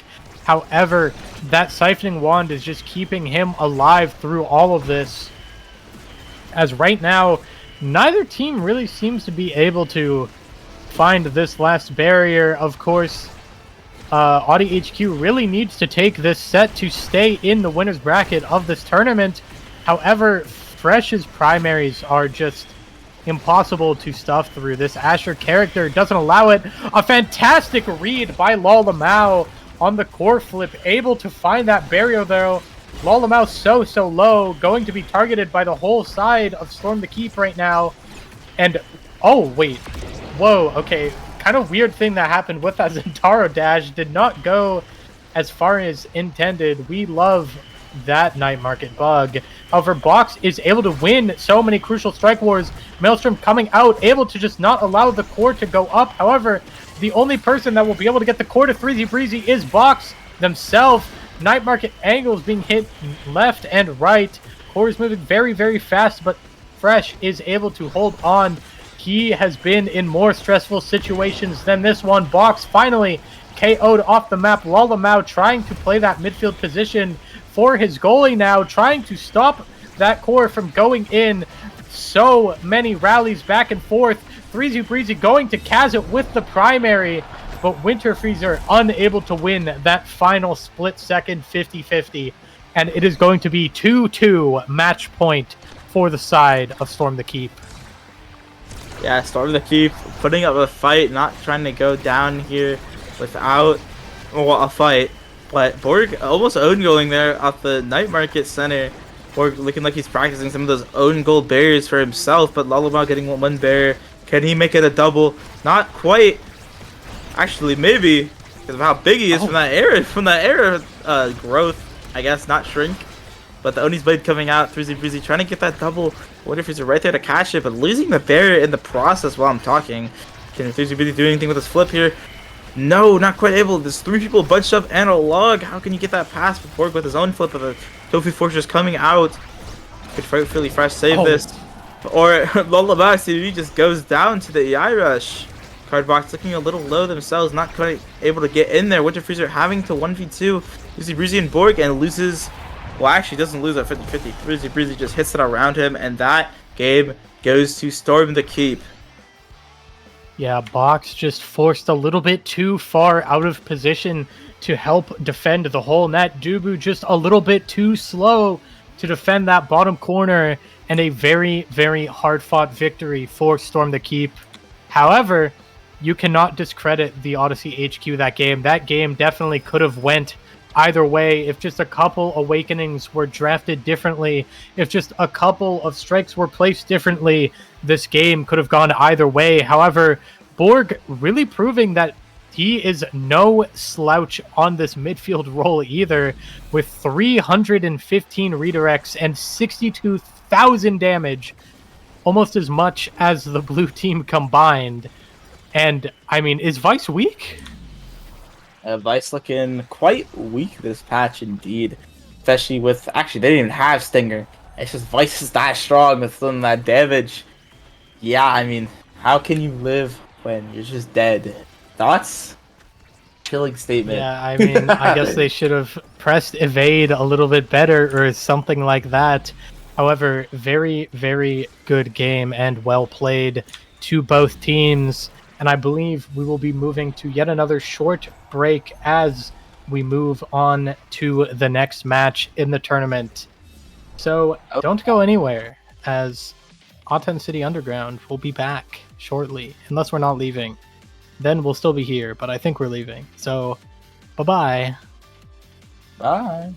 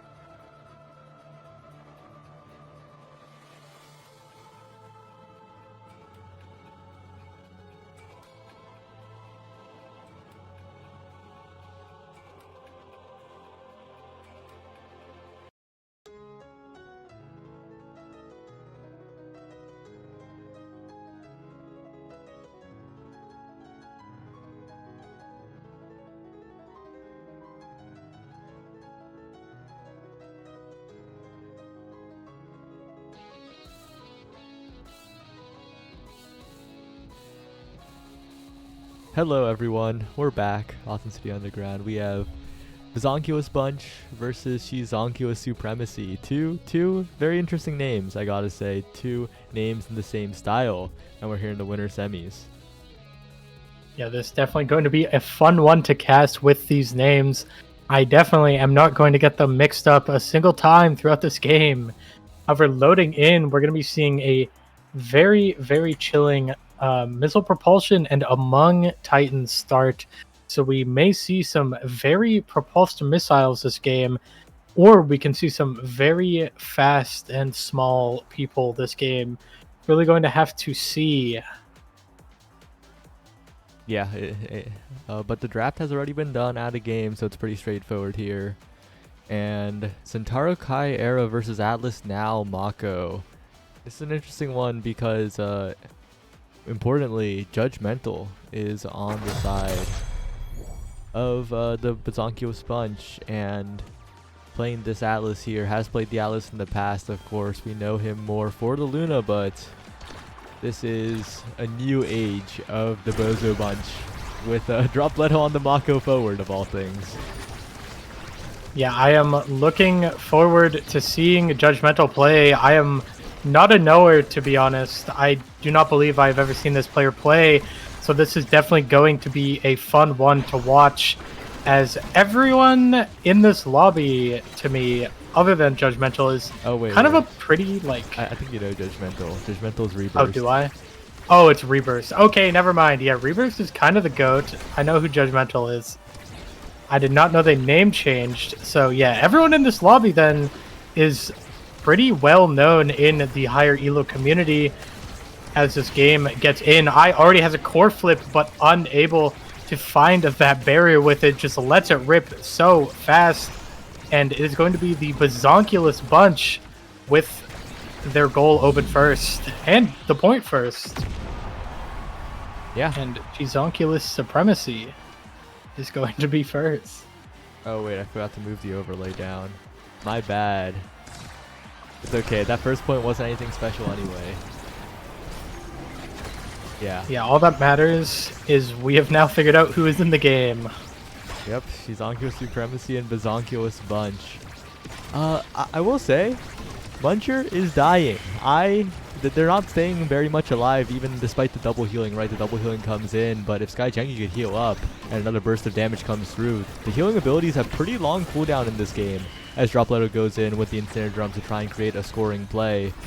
But Sky Jengi, last time we saw Sky Jengi, popped off, and now with Tragic on a very active goalie pick, I think it's going to be a game where Sky Jengi is unleashed. Yeah, and one thing I don't think we've talked about or even noticed is Dropletto is going to be on this Mako forward pick with that double Among Titans buff and taking the missile propulsion for himself, as Dropletto is going to be the only one in this lobby without the Among Titans. However, that means he's going to be very much so bigger than everybody else. Namely, that Mako passive is going to give him a moderately sized strike every few strikes. Yeah. So, going to be interesting to see how the Bazonkulous Bunch is able to abuse this size advantage on their forward. And we're seeing it right now. Dropletto's hitting it around people and getting in there for the final strike. Doesn't need to move too much in the midfield as long as he positions well. And also Dropletto, known for being one of the few brawlers who knows how to strike second. And when you're playing a character like Mako, that's even more valuable because you have like 3 million strikes to strike second with. Yeah, Mako forward definitely been picking up. Oh, as Eyes Giga blasted off of the map. And suddenly the Bazonkulous Bunch are on defense. Core flip has to be burnt to stop Dilly's Tornado. And they're going to just sneak the core past and somehow come out ahead on that power play. However, Judgmental is going to lose that barrier as well. Dropletto able to sneak it past though. Tragic holding on to the core flip. I trying to take the core forward. Now secondary is burnt, almost hitting a crazy night market angle there. Just slightly redirecting it. Centauro's secondary going to miss here, and it seems we've returned back to the general back and forth Omega Strikers is so known for. Yeah, Skyjengi trying to get in there, but nearly staggered, nearly KO'd here. Continuing to be staggered as Skyjengi goes in yet again, but somehow survives. But Dropletto sends the core all the way around. Will Dilly get there in time? Not quite. A crazy angle from the Dropletto secondary will score the goal. The Bazonkulous bunch are up in the first set, and they have a lot of ways to scale here, especially if certain scary awakenings come out. No Monumentalist, but that quick strikes, that rapid fire, both crazy awakenings that could change the game. Timeless Creator and Heavy Impact also options, to be fair, but quick strikes, I is known for quickly striking, doing a lot of dribbling, and with that now, we'll be doing quite a bit of it. Absolutely, yeah. I mean, I with the quick strikes is not someone to be slept on whatsoever. As I said in the last game, as the great Sun Tzu once said, never sleep on the midfielder with quick strikes. However, gonna see a fair bit of damage being picked up for the side of Shizonkulous Supremacy. That heavy impact on the Zentaro, namely, is going to be so much more damage. However, it looks like Skyjengi is the one being damaged at the start of this point, as even though there's not really that many damage awakenings picked up by the Bazonkulous bunch, there are a lot of abilities being focused onto one player, and that's kind of the advantage you'll see from this former NASL qualifying team, and honestly still NASL level team. All of these players know how to work together and focus all their cooldowns onto one person, and that is paying off, as even with the objective damage awakening deficit, they are still the ones finding these kills onto Skyjengi. Yeah, making sure that Skyjengi can't play the game, and also the coordinated offense. I coming in to cover the other angle while Dropletto has a massive strike box to cover the scoring. And you know, even though Fiery is the one who is the biggest Mako forward at the moment, not a very common pick, kind of fits Dropletto in a way. He is very good at getting in there, striking second, and what a combination play with I and Dropletto yet again. Another explosive goal for the Bazonkulous bunch, and is Mako forward a little fitting for how Dropletto plays. And definitely having fun with all of this extra size on the pick. Very good. Atlas all able to save Dropletto, who is unable to evade Dilly's tornado. Very well-placed tornado in general. Going to opt to get rid of that one barrier to clear the core completely, and is able to trade back the general goalie mindset of I only need one anyways. Judgmental pushed so far up, able to play the midfield completely for I, so Bazonkulous bunch can go on that offense, and Dropletto is just so big and is able to cover so much, and a very blazing fast set for the Bazonkulous bunch. Alright, and now it gets a little bit scary, right? Stinger is a possibility as well as some stagger awakenings. I'm interested to see what the now picks here. Yep, the Stinger is taken away here. You don't want the Kai getting it, and also taking it for yourself when you have a slight damage advantage might just snowball it entirely, as Castellas is actually the pickup for Dropletto, denying the era here, choosing to deny rather than take something else. But I'll be real, nothing too crazy for Mako here, so a great denial spot. Yeah, absolutely. And Mako being one of the, I believe, the only character in the game that can make use of every single awakening, so nothing is truly wasted on the character. Even if Castellas is probably not something you'd want to be taking in general, you are still technically getting some use out of it on your ultimate. And speaking of the ultimate used right there to try and keep the core up, Dropletto with a fantastic double barrier. I popping the ult, unable to win that strike before Dropletto though. Fantastic defense, those quick strikes really coming into play there, as I puts on a masterclass of a midfield defense. And now the Bazonkulous bunch are the ones on the offense yet again, as flips are traded. Dropletto honestly kind of pivots into becoming the midfield for a minute, and rebursts almost with an incredible save. However, a very unfortunate bounce on the sword angle is going to give Shizonkulous Supremacy the first point of the set. That was almost a crazy save by Judgmental, but almost doesn't cut it here. But even still, they're looking pretty good as Sky Gengi is rushing forward. Shizanko Supreme not out of it just yet, especially with 2 barriers being taken. Tragic sending the Sky Gengi, going for that Zentaro primary, but it's not quite there as Judgmental manages to defend. Oh, and another double barrier, and oh, unfortunate bounce coming out though. Tragic is just running around trying to catch this core.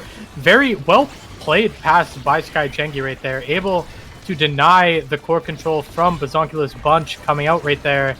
And now Dropletto is able to walk forward with the flip, able to find the gap in the armor, and it is going to be Bazonkulous Bunch trading back the point very quickly and proving that they are still the ones with all the momentum in this game. As now in this next point, oh, unable to save that barrier. However, a fantastic save coming right after. Wow, very, very patient and well-placed strike coming out from Judgmental right there, proving that everyone thought this man was a bit of a goalie demon back before he took a bit of a break from playing. However, he is back and has not lost any of that, I'll tell you that, as Dropletto is just trying to get the core up. So much coming out from the side of Shizankulous Supremacy. Core flip coming out, and a very, very slightly mistimed flip is going to mean the second point is going over to Shizankulous Supremacy. That was tragic. It looked like Judgmental had the timing there, right? The indicator looked like it, Yeah. but it must have been just off by the smallest possible margins. Getting in the goal right before the flip could activate. Maybe a bit of that Canadian ping factor as well. But still a very winnable set for the Zonkulous Bunch. But a flip blocked away by Sky Gengi. But Tragic can't quite catch the core. That means it slips back. 1 barrier taken. And Dropletto accelerates the core with the secondary. That's 2 barriers gone. And Dropletto's flip available, but it gets burned. Yeah, Shizankulous Supremacy trying to stay in this game, needs to win this set to continue their winners bracket run, wants to make it to those winners finals. However, the Bazonkulous Bunch is trying to close it out now and keep their momentum running into those winners finals. Yep, 1 goal away and some good meter available for Muncher and Judgmental here. Dropletto escorting the core to the top side, trapping Tragic as well. 1 barrier taken, looking for the second. But Judgmental walks a little bit too far forward. Good Giga Blast, unfortunately, slightly off target. Only 1 barrier taken when Shizanko's Supremacy wanted 2. And now the meter is getting a little bit scary because Judgmental and I are basically at core flip. 2 barriers gone. If they dribble a little bit, they have 2 core flips ready to use here. I used it to reposition, and Judgmental still has it available. Using the midfield to the top side. Flip burn from Tragic to make the save. But it's still such a scary situation, even with the self-barrier take. Oh, but an unfortunate clear by Judgmental is going to be the lucky break that Shizankulous Supremacy needs to stay in this game. And I'm looking forward to see if this draft is what they need to take back that momentum and pull themselves back into this game, as so many good options for them are up here. The stacks on stacks, the explosive entrance. This is definitely going to be interesting. Explosive entrance deny coming out from Judgmental. Does not want to allow that Zentaro to get that powerful awakening. Going to opt for the 1-2 punch over the aerials, deciding they do not need that dash awakening. Primetime on the Kai, going to provide more defensive utility. However, the extra special on the Mako is going to be so much more offensive pressure for the Bazonkulous Bunch. And I picking up that stacks on stacks. And I mean, it feels like every time I watch I play, they manage to get the most broken midfield build I've ever seen. Yeah, but and I don't know how it happens. Keep in mind, Sky Gengi has heavy impact 1-2 punch, right? If they can get enough damage down onto Dropletto, that could be the pressure that they need. But that NATO is actually counterproductive. It saves the barrier, and that barrier still stays up thanks to Strike War wins from Muncher and Judgmental. So not what Shizankulous Supremacy we're looking for there. They're going to have to burn some meter soon, as Sky Gengi is in a dangerous spot as well. Yeah, I'm going to burn that flip just to try and stall out some time, look for an angle to get it past, and they're able to find the opening with the kill onto Sky Jengi. Tragic playing so far up and needing to try and keep on the pressure. However, losing that one barrier and the second barrier as well for that overextension. Judgmental flying up with the core flip and an insane flip off of the Mako ultimate wall. The one wall remaining is going to secure that goal. Whether or not that was intentional, we may never know. However, it certainly looked cool. Yep. And they're trying to close out this game here, right? Dropletto with so much meter, getting one barrier early, looking for the second, but an early flip means that the barrier won't be taken. Sky Jengi on the other side, though, with the patience, keeps possession despite the wasted flip, and Tragic and Sky Jengi combined for that barrier take. When Shizankyo's Supremacy is on point, they're looking really good. They just have to be on point more often, and that's kind of hard, though, against the ridiculous speed and control of Muncher's build and also the player themselves. Yeah, absolutely. That stacks on stacks is now finally stacked on stacked up to 100. That 20% speed, and the Dorito yet again claiming a second life this game. The Maelstrom is burned, but so is the Atlas primary. However, Dilly really not having much to work with other than fantastic strike mechanics. As able to find that out, the Kaz angle coming out, kill found on the Muncher. Those stacks are no longer stacked, and this is absolutely what Shizankyo's Supremacy needs. However, almost an insane defense by Judgmental and Dropletto, but a very, very unfortunate Mako ultimate is going to send it straight into the top corner of the net, and this game is even yet again. That was very, very unfortunate as the core sailed in. And if you're Shizankyo Supremacy, you will take those because you need those when Muncher is all over the place, getting both barriers. Dropletto in the midst of everybody. One strike is all it takes, almost his flip as well. The Mako with so many hit counts, but can't quite connect there. Sky Jengi sends the core forwards, but the barrier isn't taken. Judgmental with the save as well. Sky Jengi now with meter has to be very careful here. Yeah, already back at 70 on the pancakes. Tragic able to catch the cord, does not let it slide past into the net. Very, very good damage NATO coming out from Dilly, and almost casts it, but Sky Jengi is there to secure the goal as the pancakes are reset once again, and it's looking like if they can just keep Muncher off the field, not allow them to stack up those pancakes or abuse those quick strikes, then there's definitely a win condition here. Yeah, definitely. But Dropletto's looking very scary, but a great flip by Tragic. Avoids getting hit by those ensnared drums. Dropletto, though, has flipped. Uses it a little impatiently, though. That's a one-for-one barrier trade. Shizankyo Supremacy in a good spot still as Dropletto is trying to get in position, but doesn't quite have that Among Titan speed to get there. And now Dilly with the flip. Dilly going in, almost gets it past, but a great defense by the Shizankyo's bunch. As now, though, Shizankyo Supreme seems to be on the offense more often than the bunch here, and I think that's a good sign for them in the coming points.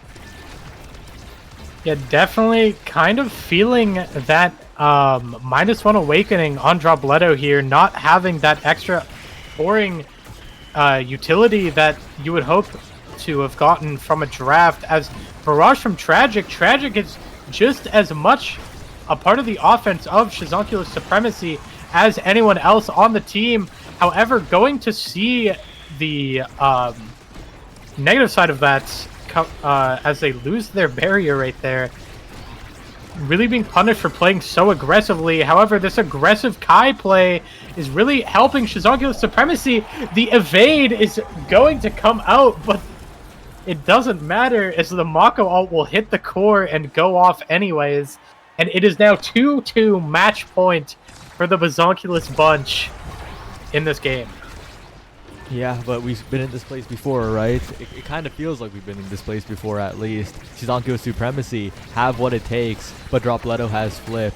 And Dilly and Sky Jengi are so low, no healing on their team. They have to play the defense so carefully, but Tragic sends it around Dropletto. Great dribbling to keep the core out of danger, and Sky Jengi walks with the core. Perfect primary, perfect pressure, and the core slips right past the secondary of the Atlas. Was that a Giga Blast that pushed it just enough? I actually don't know. The goal credit went to Dilly there, so I believe the strike just slid it behind Judgmental's primary, and an unfortunate own goal coming out there. It seems like a lot of very unfortunate moments for the Bazonkulous bunch this game. However, I is going to be picking up that Monumentalist in this draft, yet again proving that they are able to get the strongest builds you have ever seen every time you see them. However, is that Monumentalist going to be enough as we're going to see the twin drive on the Zentaro, a lot more mobility, a lot more scoring potential, survivability picked up by Dilly, able to scale that peak performance just a little bit more, and cooldowns for the Kai on the Giga Blast with that hot shot, and the core is zooming now. I will say though, they gave Monumentalist to Now, and they also gave Might of the Colossus to Mako if Dropletto and Muncher get room to breathe. This game looks unplayable for Shizanko Supreme, but right now they're using their speed. The sheer speed right now is enough for them to keep the core up. But look at how much damage Dropletto is doing. Might of the Colossus coming into play, but Judgmental clears right into the last little bit of the Ensnare Drums, and the Bazonkulous bunch, the team synergy not quite there, it looks like. It's looking like a lot of unfortunate moments this game. However, how many times can you claim these unfortunate moments to just be unlucky if they're happening this often? And it's really looking like the Bazonkulous bunch are falling apart right now. Flip is forced to be burned, almost an own goal by Judgmental, giving me a little bit of a heart attack right there. Tragic going to burn the Flip, able to keep both barriers right there, not allowing any more of these double barrier plays from Bazonkulous bunch to come out. Skyjingy dribbling the core, really controlling it around the Bazonkulous bunch right now, barraging it through the Mako ult. Skyjingy looking so low, Flip taking them off the map. Dropletto gets one. I keeps the core forward, trying to get the second one. Beam already burnt. Mako having so many strikes, but a fantastic defense by the side of Shizanko's Supremacy. Dilly using every little part of their kit, having nothing left at the end of that. And now it is the Shizankulous Supremacy yet again on the defense, having to force I and Judgmental into this uncomfortable defense position. Primary misses, but the team player is just sending the core so fast. Judgmental sending the core forward, but an incredible strike by Dilly finds that gap in the armor, and suddenly it is match point for Shizankulous Supremacy, and Buzzle Punch needs to pull it back. Yeah, they need to find something quickly because they have the builds to win it. Shizanko Supremacy, though, they are on point. Look at Tragic with the clears, no hesitation, so much speed. And speed is the name of the game here. This patch is either damage or speed, pick one. And Dropletto is trying to get in the midst of things, but is just getting outmaneuvered at the moment. Judgmental needs to find a way to get out of this corner, but Skyjengi and Nilly just drop back, find the core again, pass it back up, and Tragic is there as well to barrage it forward. So they're just playing their win condition so well right now. They're just hitting it around Dropletto. Dropletto's not being allowed to play the video game. Yes, so much speed. That triple among Titans start for Shizankulous Supremacy, just allowing them to run circles around everyone except for Muncher, as Skyjengi is ping-ponged through the Mako off of the map. Core finally getting pushed up, but it seems like the Bazonkulous bunch is having so much difficulty finding a crack in the armor. It seems like the defense of Shizankulous Supremacy is absolute this match, as the core finally finds its way to the barrier on both sides. Open net on both sides in the potential final point of this game. And the Bazonkulous bunch is going to stay in it just another point longer, proving that they are not ready for the losers bracket. Not just yet, but it's still dangerous, right? Because Shizanko Supremacy, they are on point right now. Tragic is pushing the core up yet again, slips it right past the expanse. What? With the barrage. Maybe Kai Barrage is the only solid thing in this video game. Skyjengi with the coverage, and Muncher, that was a very scary triangle, almost was their downfall on defense, but they managed to save it away, and they managed to defend the core flip as well. A bit hasty from Sky Jengi, but Tragic has a much better one available, and so does Dilly. 2 core flips in an open net to the bottom side, blocked away by Judgmental, and Dropletto gets 1 barrier. Looking for 2 is I, drops in for a strike, but can't quite find more than that. Dropletto now trying to get forward onto Tragic, and killing Sky Jengi as well. A 6 KO streak. Then Snare Drum's doing so much damage in the extra special for more uptime. Dropletto now trying to get in the position of flip. Defended away, but the follow-up by Muncher is perfect. Now they just need 1 more play. Dropletto trying to sneak it through the secondary. Not quite enough of flip available. Muncher with it maneuvering around. Dropletto with the second strike. We're headed to a set 5.5. Yeah, Dropletto just standing still, waiting for his opportunity, biding his time, and it pays off. And it seems like the Bazonculus bunch have finally pulled it together and are not making any more of these silly team synergy mistakes. However, Dropletto looking a little bit low with no evade to work with, having a bit of now healing coming out there, but it's not enough, as we're going to see that recovery drone popped. Thankfully, it was able to be saved until the final set of the match when it really counts. Muncher unable to find anything, barely dodging that Era ultimate. Very fortunate to have that stack of stacks, and Muncher is just so fast in this game, having so much ability to control the core. However, the longer they hold the core, the longer they buy time for Dropletto to find a kill on the Sky Jengi, rotating the core up, but yet again is Tragic and Dilly finding themselves on defense so long yet again, finding the kill onto Judgmental. Both barriers found by Dilly, almost a very unfortunate slide pass. However, Judgmental is back up, and maybe that kill onto the Atlas was what they needed to take the game off of the Bazonculus bunch. Playing so much defense at this point, just trying to find any chance to get the core up. Dropletto holding the secondary, trying to find his way to the core. However, being big is all he needs, as 1 Strike War win is enough to secure the goal. However, it was not at all an easy win for the Bazonculus bunch. Closest possible game. Bazonculus bunch barely survived Shizanku's supremacy, and wow, all 3 members of Shizanku's supremacy, they performed ridiculously well that game, and I'm looking forward to watching any one of them in the upcoming national qualifiers, because that was a game. That was absolutely a crazy game. Both teams played far above my expectations. That could have been the grand finals, and I don't think anybody would have complained.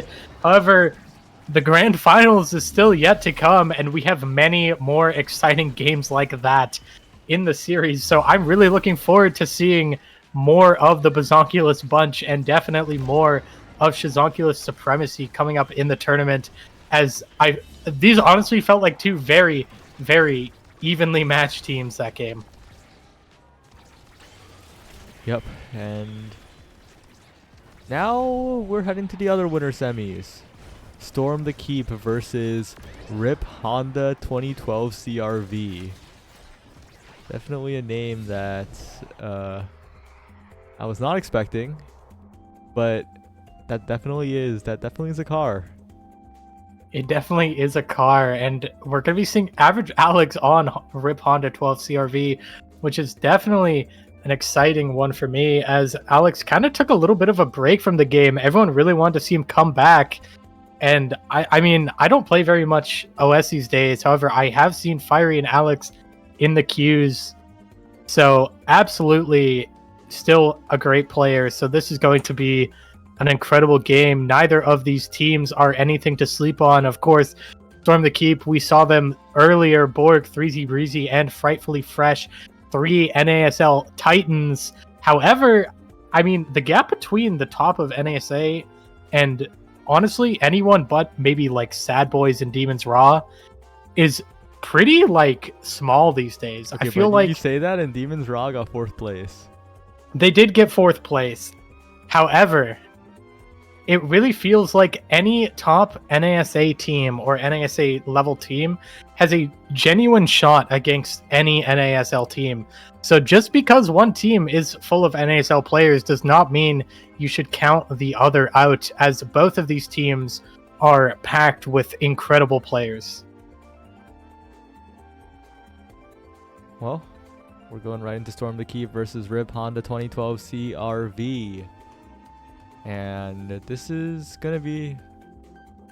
I mean, this is a bit of a throwback match if you think about it, right? The early beginnings of Last Call versus what were once known as the PP Legends. It's definitely something that we've seen in the past, and we're seeing again here, but with a bit of a threezy breezy twist.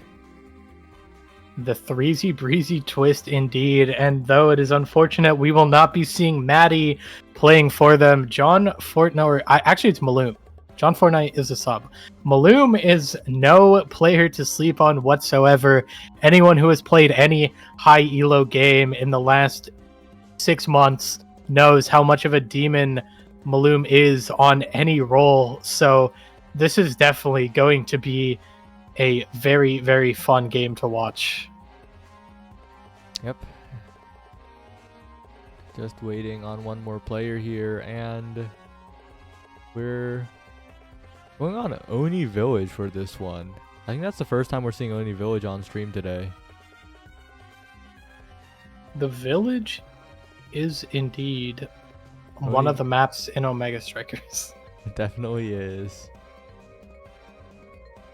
I gotta say though, that we haven't really been seeing Oni Village nearly as much nowadays. I think people generally prefer the more cramped maps. That is true. Yeah. Which is kind of interesting to think, because Oni Village is definitely one of the more fun maps to play when you have so many speed-focused awakenings in rotation. You have Stagger with peak performance, you have Stacks on Stacks, you have Among Titans. So many speed-focused awakenings. And I'm quite the speed enjoyer on Oni Village, I'll say it. Well, we're heading in. The draft has already been done. It is specialized and peak performance, and these picks are already determined pre-game. I'm gonna see them being picked right here, and looks like, is that a Mako? It's looking like Yeah, it it's a might be an Mako. Oni Village Mako goalie. Looking like a bit of an Oni Village classic. All three characters on the right. We see often. Yeah. Kai, no question, and Zentaro, one of the more favored brawlers. Not the most favored brawler, but one of the more favored brawlers on this map. Definitely going to be quite the game to watch, as we are now seeing all of these shiny new community titles held by so many of the players in this match. Very fun to see. Breezy Breezy able to find that first barrier very quickly. However, I mean, it's Oni Village. You find that first barrier very easily, as Alex barely lives that secondary from Borg, and it's looking like an Oni Village classic this game. Yeah, it really is. It's Breezy Breezy with the barrage backwards.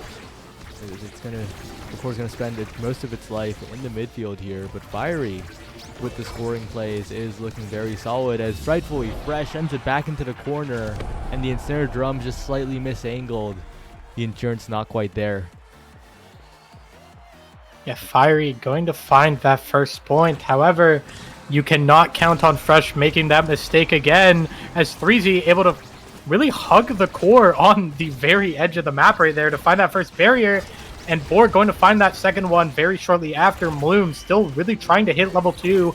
Fiery finding that first barrier, almost finding the second one, but a very, very good defense by Fresh, able to just barely hold on to that second barrier. Bloom finally hitting level 2, finally able to put that turret down to help find those barriers, as we just saw. However, Breezy Breezy having that core flip on the Kai, playing this midfield role, not one you see him on very often, but definitely not one you should count him out on. However, is looking a little low, having no evade to work with. Fiery recognizing that, trying to stack score damage. However, that light hit allowing 3Z to start regenning here. Bloom able to soar and angle it, but Borg is going to punish a bit of a greedy play by Bloom. Yeah, it was almost cool, but unfortunately Borg was right there to cover it. It had flip as well, right, as insurance, so I think Bloom was trying to burn the flip from Borg, but Borg didn't panic. Really proving how important patience is in this game that seems so fast-paced on the surface. However, being patient will more often than not reward you in the long run. And you can kind of see that a lot when watching Oni Village, as so many of these interactions and barriers are won by one good midfield interaction. And of course, Rasmus Estelle being a very, very strong midfield comp. Rasmus, well, definitely not a midfielder on most maps, is honestly probably the most comfortable brawler in the midfield, which really allows him to be pretty comfortable on this map compared to most brawlers. However, Bloom able to save everything that Borg has to throw at him, but Fresh is just very slightly going to miss that core, and Fiery is going to capitalize and scoring the second point for his team. Another point here, and Breezy and Borg really getting in there as well, but one barrier taken on both sides, and we're gonna need to see a little bit more consistent offense, because right now it's felt like Alex is getting into Fiery and Fiery is making the magic happen just like that. But on the other side, Borg and Breezy aren't really connecting in terms of those passing plays. Yeah, you can definitely see that coordination built up between Average Alex and Fiery playing on the team or on a team together for so long.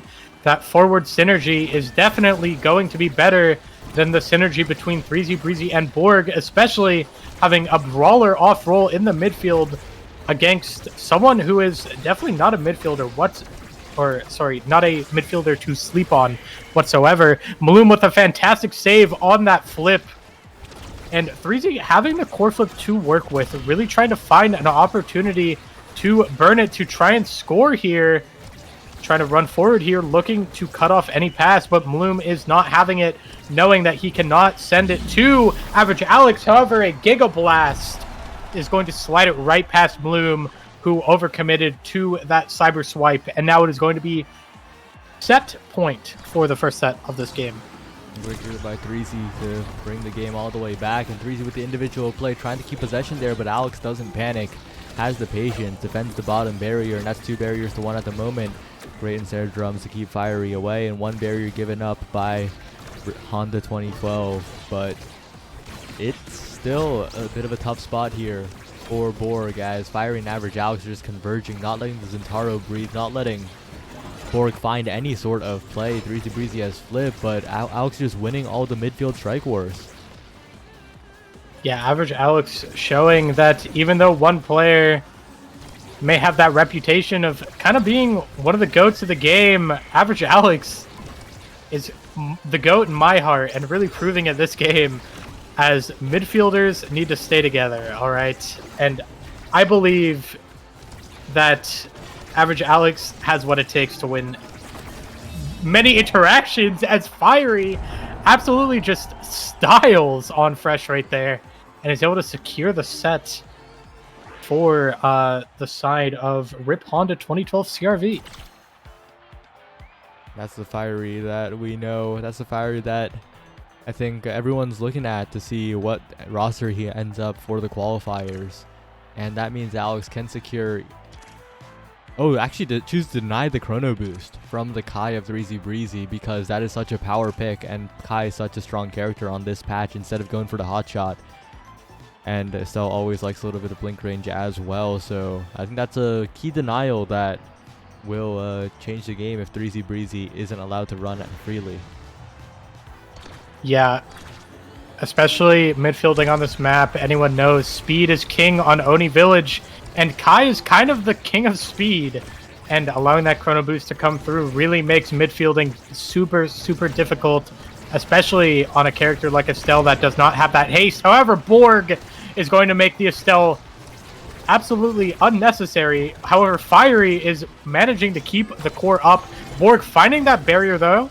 Able to read the clear from Bloom. Fiery going to keep the core up just a little bit longer. Average Alex now back up. And the offense for RIP Honda 2012 CRV is beginning yet again. The secondary not able to go as intended, though. Able to bait out the Mako ultimate. And honestly, this game is very, very even, I think. There are so many... Oh, and as I say that, Borg finds a great kill on the Maloom. But there are so many midfield interactions happening here. So many very, very slight mistakes being made by both sides. And on a map like Oni Village, where the core is moving so fast, even the slight or the smallest of mistakes can make it very difficult to continue your offense.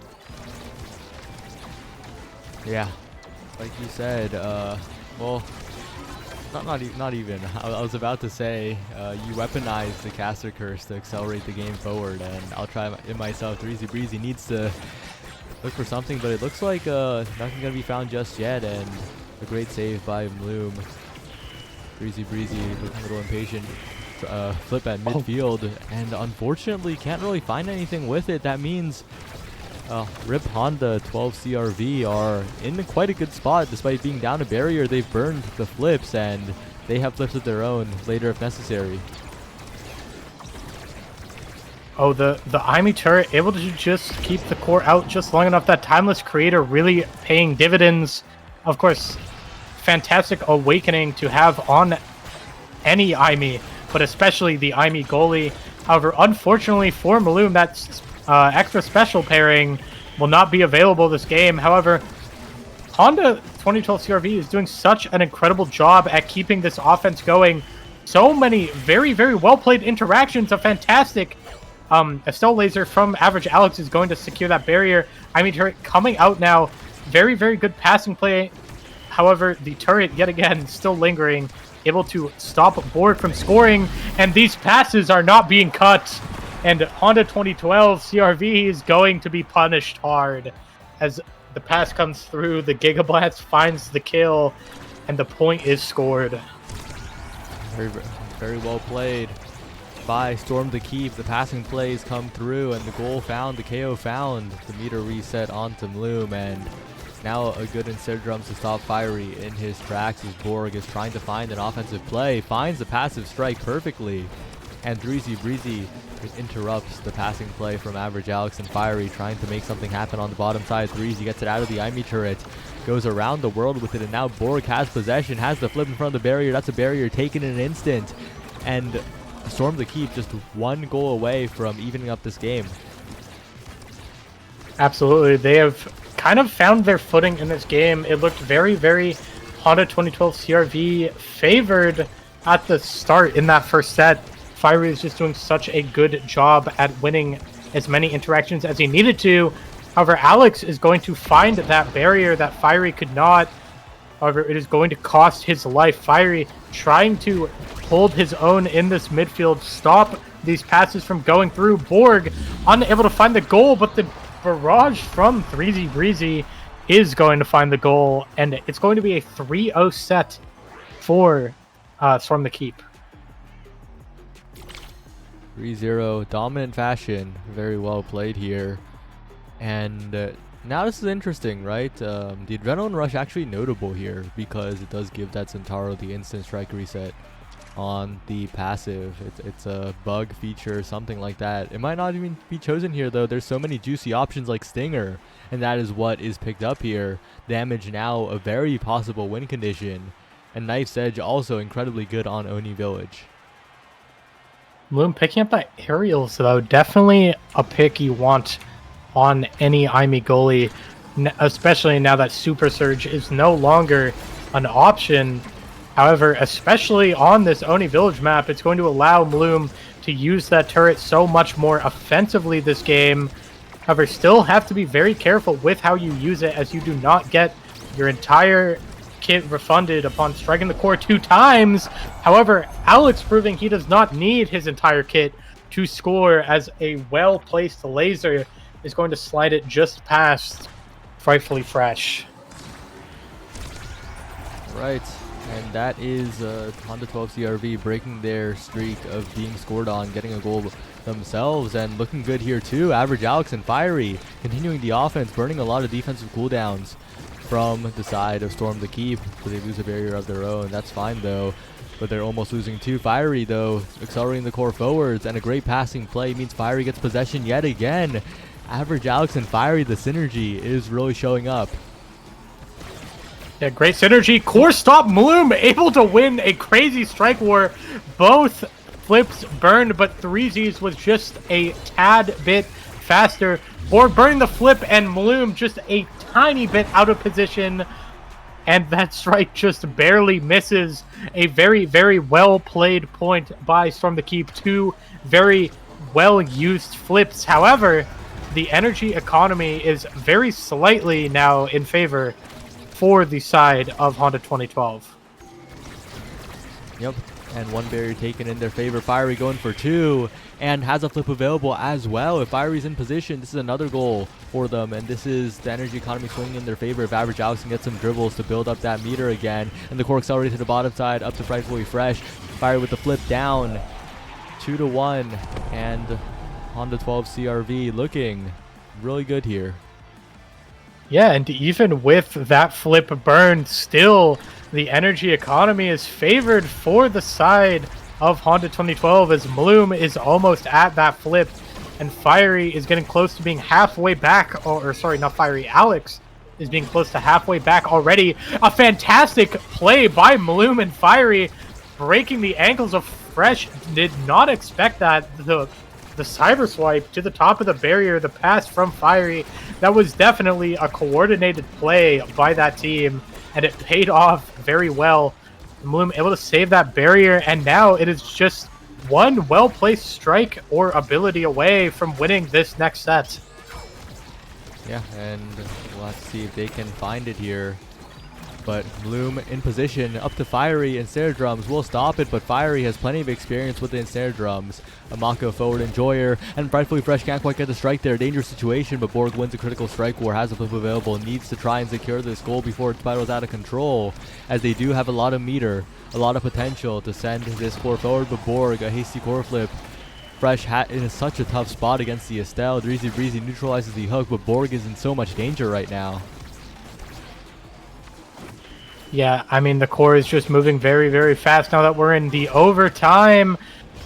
Borg's ultimate not going to find anything. Flip having to be burnt by Bloom, however, goes to Alex, and the laser is going to be just placed perfectly enough. That Estelle experience coming through, and the set will be won for RIP Honda 2012 CRV, and the Estelle is going to be rewarded with so many good options. That stacks on stacks, that rapid fire, even the heavy impact, so many options to choose from here. Yeah, now it gets so dangerous. Sure, the rampage, but that's more of a deny, right? You really don't feel good taking that as much as other options, especially here. And the one saving grace, it might just be that team player, but with the stacks on stacks coming through for Average Alex, I think on the 2012 CRV in a great spot. Absolutely, especially with Alex picking up those pancakes, finally bridging that speed gap between the Kai's haste and Alex on the Estelle. Of course, not having that haste ability, but an unfortunate strike from across the map is going to take both of Honda's barriers. However, Bloom unable to find a clear angle there, almost looking like checkmate. And Borg is going to put it in and be the first one to score this set. Yeah, really well played from Fresh and Borg to create opportunities to capitalize on them, but that point felt more like a series of unfortunate situations that Storm of the Keep capitalized very well on than them constantly outplaying. We're going to have to see if they can do something similar here as Borg pulls the core back, trying to find the barrier there, but really just can't find it at the moment. Fresh with a good defense, but Fiery has a lot of resources to play with. but defends away the core flip with the tap primary. Fiery though in again with Bloom, and Bloom damages Dreezy Breezy so much. Borg in position, but a great defensive flip by Bloom, and now Fiery and Average Alex are going to start the passing plays. Yeah, Fiery just winning so many interactions in a row, winning everything he needs to get these barriers. However, Bloom just caught lacking a little bit, reacting a little bit too late to that straight shot. Definitely thinking it was going up, and Alex being stunned there means a very, very well-earned goal for Storm the Keep. First barrier going down, second barrier going down, and Storm the Keep.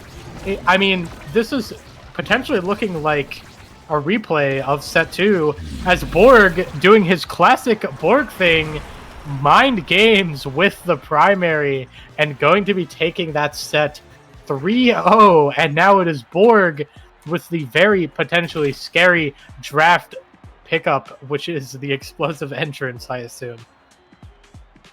This is an interesting spot though. Might of the Colossus might be the pickup here, but the explosive entrance, of course, and quick strikes given over to Fiery. That's scary, right? Even though Borg gets explosive entrance, the character is unlocked. It's such a good pick. The quick strikes on someone like Fiery, who's already dribbling so well, creating so many problems for Fightfully Fresh and Dreezy Breezy on the defense.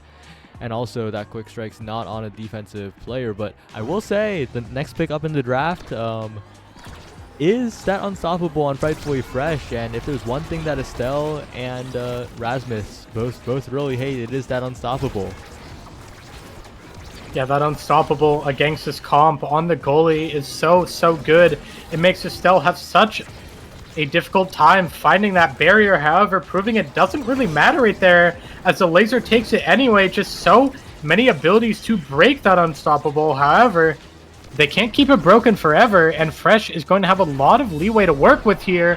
However, the strike is not going to be there in time, and even though the hit stun did not come out, the goal was found anyways, and it's looking like the trade back and forth that has been happening this game is yet again being traded back to the side of RIP Honda 2012 CRV. Well, we'll see if they can score here. Borg up to the top side, but a great save by Bloom, and Fresh keeps the core up in the top side, but it's such a dangerous top side to keep it in. Borg, though, on the defense, has a great primary to keep the core away. Fiery, though, in a 1v1, and Fresh not quite there with a strike shot. Well played by Fiery, well placed. They're one goal away. One goal away indeed, and Fiery with those quick strikes proving that maybe explosive entrance was not the draft pickup, as he's just winning so many interactions this game that need to be won, and it's really difficult for Storm the Keep to respond when just so many strike wars being won, so many well-placed primaries, well-used secondaries. However, the eject button is not there, but Average Alex is going to be the hero they need to save their barriers, as a very, very creative primary coming out, able to save not one, but both of the barriers. Bloom now back in that goal position. Average Alex looking a little bit low, trying to run for the orb, having no evade to work with, but staying alive for now. Borg trying to make something happen here, needs to make something happen here, as a lot of just trading back and forth between Fiery and Dreezy Breezy here. However, the longer that goes, the more energy Fiery gets to build up with those quick strikes. Yeah, it's a tough situation, but we'll see if they can make something happen here. Fiery, though, open net, and you know that Fiery is in such a good spot, and Bloom with a perfect save out of the elusive. Alex now just needs one good pass because Fiery has flip available. Bottom side, Dreezy Breezy is there, and Borg now needs to advance, needs to find something quickly because Fiery might get possession. If Fiery gets possession, it's so scary. Average Alex with the follow-up, and the follow-up from Fiery as well. The team plays from RIP Honda 2012 CRV. They are the ones who take this game and move on to the winners final.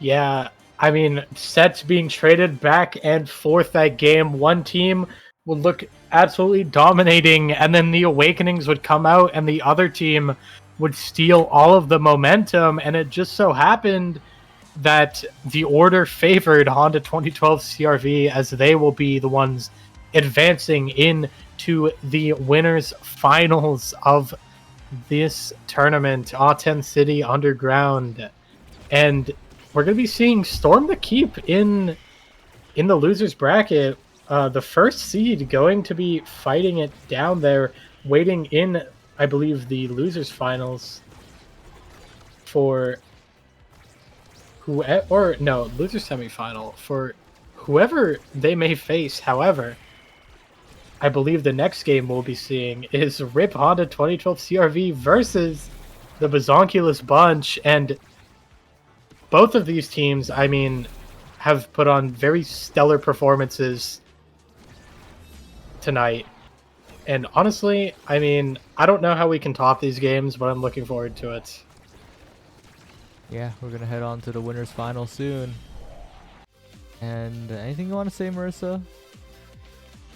The only thing I will say is don't go anywhere because the best games of the night are yet to come. So stay tuned and we will see you in a bit.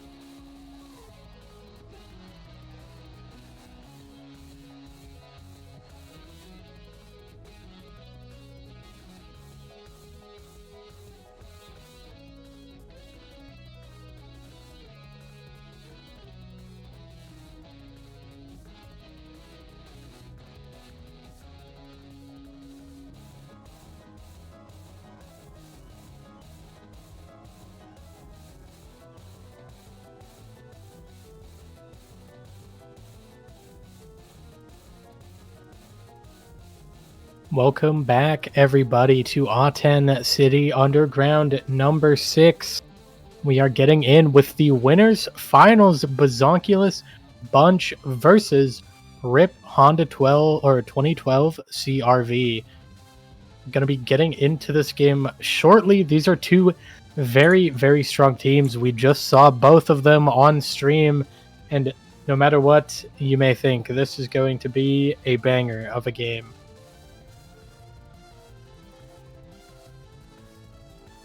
All right. We are heading into this Taiko Temple matchup, and it is Knife's Edge, stacks on stacks. We did roll Stinger. Both teams did bother me to reroll, and we did. So this will not be a KO fest of a game, but we still are seeing that Vice and a very interesting rune coming out from Average Alex. Not something that we usually see.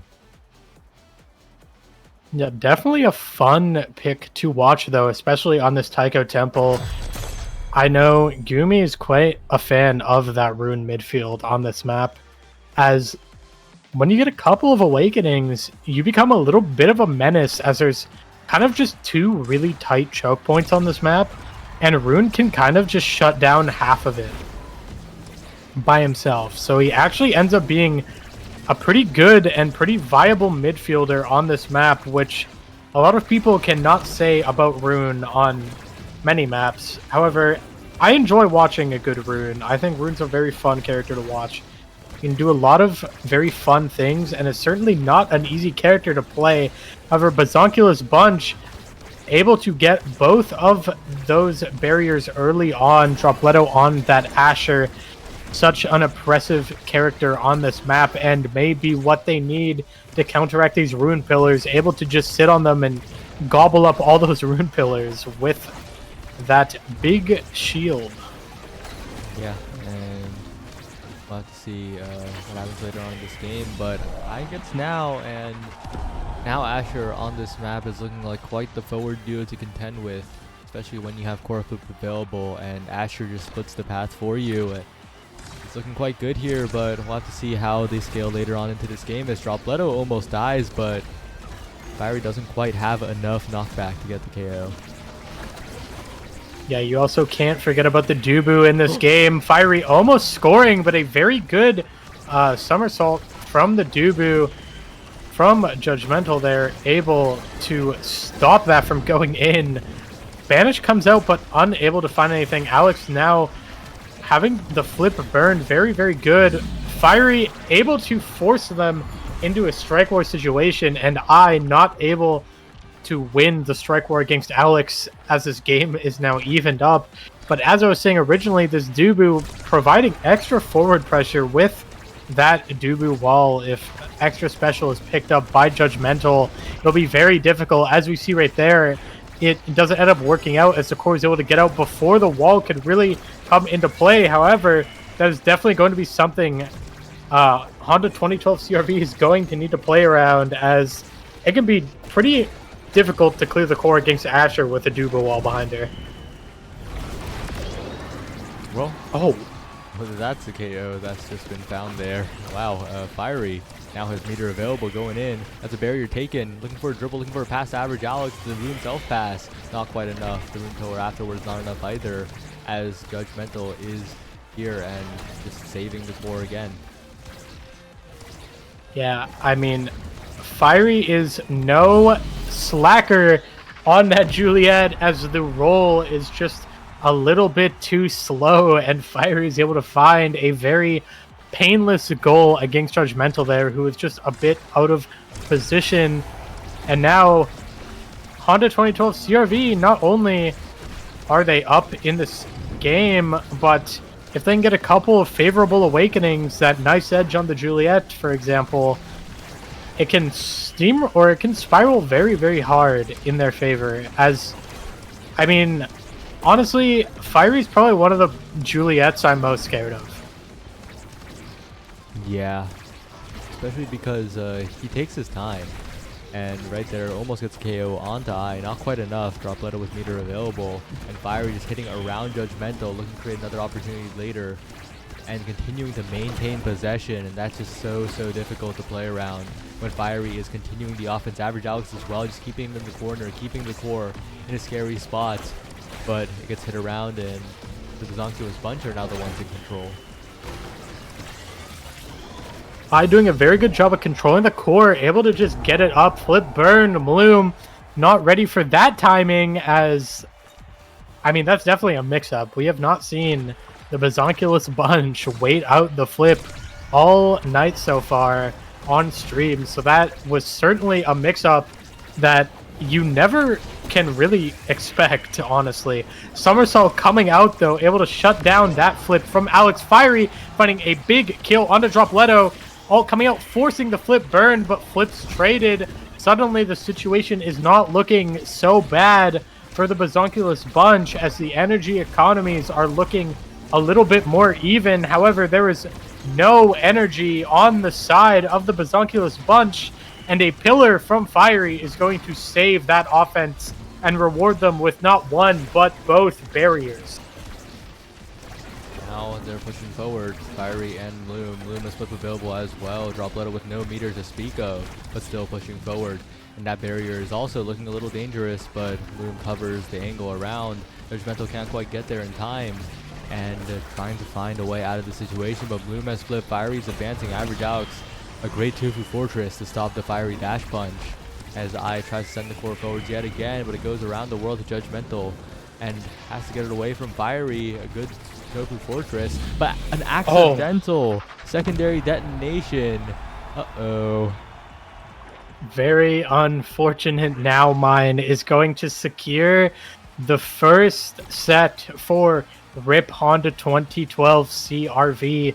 However, we're kind of looking a little bit safe here. If I was Bazonkulous Bunch, I'd be breathing a bit of a sigh of relief, as there's nothing really game-changing here for Fiery. However, Muncher is going to be very happy with the rapid fire pickup. Going to see the bulk up on Juliet, though. Probably the best overall pickup here. Allows for scaling, gives you that extra power, and with a couple more Stagger Awakenings, it can essentially become a pseudo 1-2 punch. So definitely not a horrible pickup. However, probably is not going to be anything game-changing off of the bat.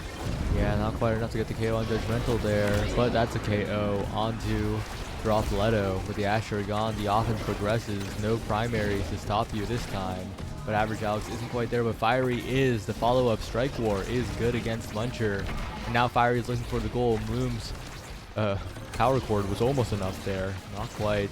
Goes around Dropletto. Moon's been having some great clear angles. Oh. Fiery maneuvers the core around, mixes up Judgmental twice. I mean, shades of Borg coming out right there. A fantastic mix-up on the dash. Such a creative way to score right there. Judgmental just not ready for that whatsoever. And I mean, how really can you be? Very creative way. Have to be so careful. Fiery looking for any chance to kill someone on the bottom of that map, though. Definitely has that dash punch back. So gotta keep your eye on Fiery if you are Bazonkulous Bunch. Dash punch burned, though. And suddenly... Oh, flip actually comes out, and both barriers are found. But I'm looking a little bit low. Judgmental not having any evade to work with.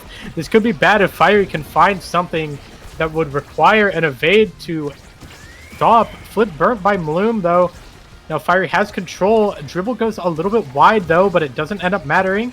Average Alex able to find a pass down to Fiery, and the goal is going to be on the side of Honda 2012 CRV yet again. It's really well played there, and kind of feels like the passing play is not really coming through for the Bazonkulous Bunch. With Dropletto trying to get forward, but when Bloom is finding these clear angles around the Asher, there's only so much you can do solo. So you gotta need the backup, and Eyes there to assist. With Fiery, looks like he's just 1v3 right now. Yeah, Alex is just there with all of these pillars cutting off these choke points, and Fiery is just converting so well. Yet again, an MVP earned, and suddenly this is looking a little bit scarier. You have that Might of the Colossus for more size scaling, that 1-2 punch for those very, very dangerous dash punches. And suddenly we're really going to need to keep our eye on Fiery if I'm on Bazonculus Punch, as he's already been finding kills without the 1-2 punch. And now with it, I mean, where is safe? Yeah, it's tough. But on the bright side, Stinger is available, taken by I with Rapid Fire as well. That is a lot of ship damage, and Dropletto importantly gets Might of the Colossus with a Size Awakening. So the Bazonculus bunch actually are sitting pretty fine in the draft as long as Dropletto doesn't instantly die, but that might be a little too much to ask for because Dropletto is staggered, bounced off the map, but there's a good Tofu Fortress. Wait a second, the offense coming through for the Bazonculus bunch. If they can maintain at least one barrier here during this power play from Honda 2012 CRV, that could really be huge, and they do maintain the single barrier. They put a lot of damage down on Fiery, and they're looking pretty good in this point. Yeah, now that Dropletto is back, I has that flip to work with. However, the core just keeps sliding past Judgmental. A fantastic somersault, able to just immune their way through that Juliet ult. Kill not found onto Juliet there, but now has no HP and also no evade to work with. The Tofu Fortress almost ends up own goaling. Almost a certified Dubu moment. Alex now burning flip, unable to find anything with it as the strike is missed. Dropletto finds that barrier. However, Banish comes out. I looking in a little bit of trouble here. Ult coming out. Dropletto now gets to the core. Moom able to score it though. Alright, now Fiery in position, trying to find a strike before he takes too much damage, and Dropletto trying to keep the core as well, but can't quite grab it with the primary. Now up to Fiery, a flip will KO Judgmental on the defense, looking good. And Average Alex though, such a threat right now with Dropletto pushing it forward, but Bloom is right there, just has to strike it a singular time, but Dropletto finds the bottom side, has a lot of size to strike with. That's the first goal of this set, going on over to Bazonculus Bunch.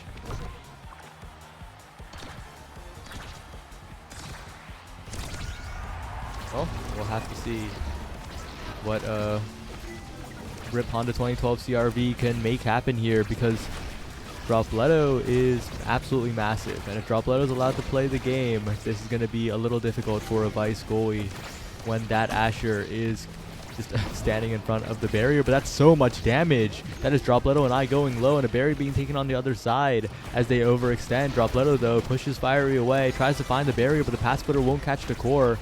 Now Dropletto to I, trying to find a pass down, but the Supernova will just send the core away. Dropletto now has that flip, but Burns doesn't really find anything off of it. And it's a very good situation for RIP Honda 12 CRV, because they're not losing this barrier too easily, and a lot of resources were burned on the side of Bazonculus Bunch. So even if they lose this point, and they don't lose this point, Average Alex with a great shot, even if they had lost it, the energy economy was in their favor, and now having won it, the energy economy is extremely in their favor. Really tough spot now for Bazonculus Bunch, because this could be RIP Honda 12 CRV winning the entire thing off of this.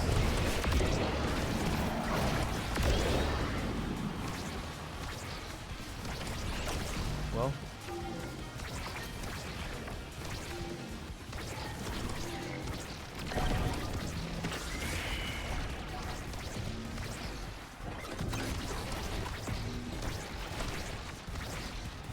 Okay, and now we are seeing a lot of offense coming out from the side of Honda CRV.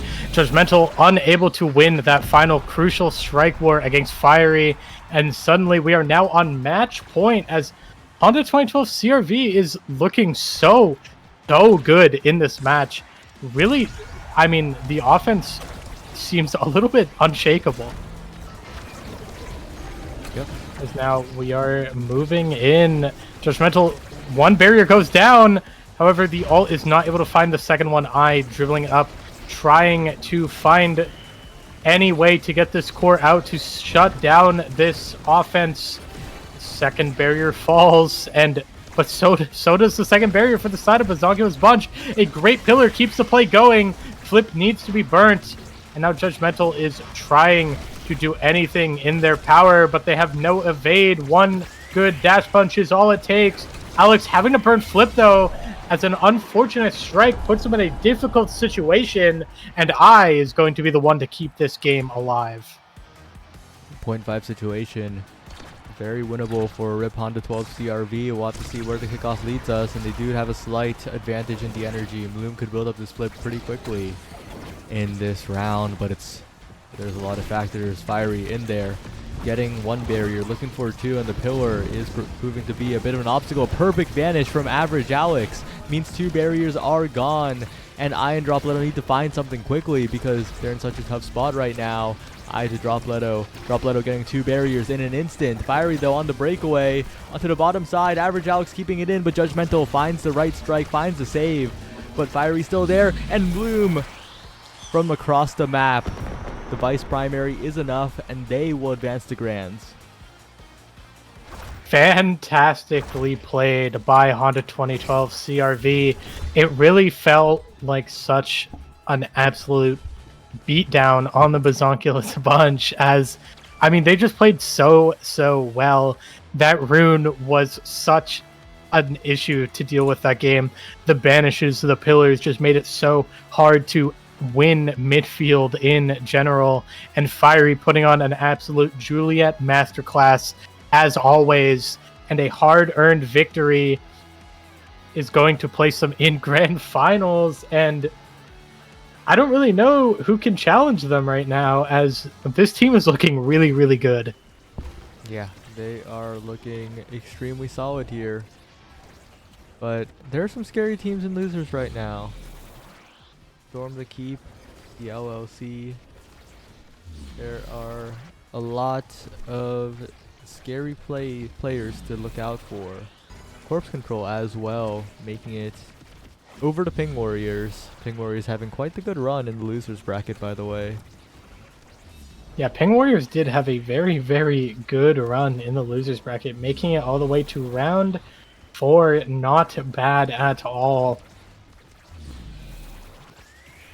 And I guess we'll be seeing who's going to the losers semifinals in a while, actually. Quarters just started. Yeah. You want to see Shizanko Supremacy versus Corpse Control? That could be one to watch. However, one sec.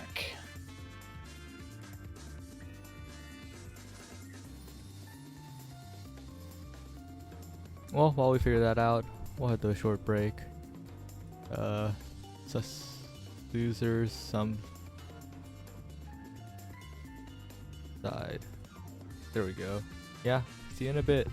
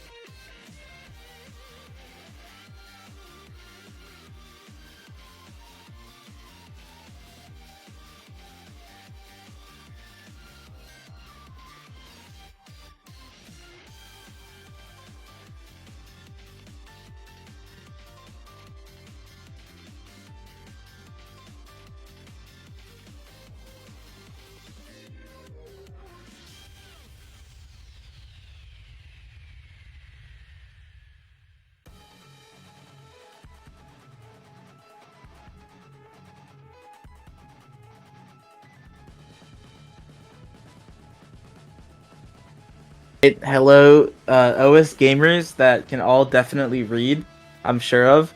We're here with, what part is this? This is Losers Semifinals. Storm the Keep versus Shizakulous Supremacy. Kind of some banger names. I think I just casted both of these guys like 2 hours ago. But, well, not together, but like, Oh, not together. I was like, yeah, but like separately. yeah. Yeah. So we're seeing 3Z Breezy go Rasmus here. What is it? Oh, Reptile Remedy, Recovery Drone. Bit of a thematic start, right? It's like the two healing oriented whatever awakenings. Yeah, like together. support-esque. I'll be surprised if we see a lot of Reptile Remedy. I think it's gonna be an all recovery drone angle. Yeah, I mean maybe Borg goes like Reptile Remedy. I don't know. Let's Anyone go see. Reptile Yeah. Remedy? Oh, mangoes are yummy and tragic on a Reptile Remedy. I don't know why, but it says Clarion Corp Regenerator on my screen.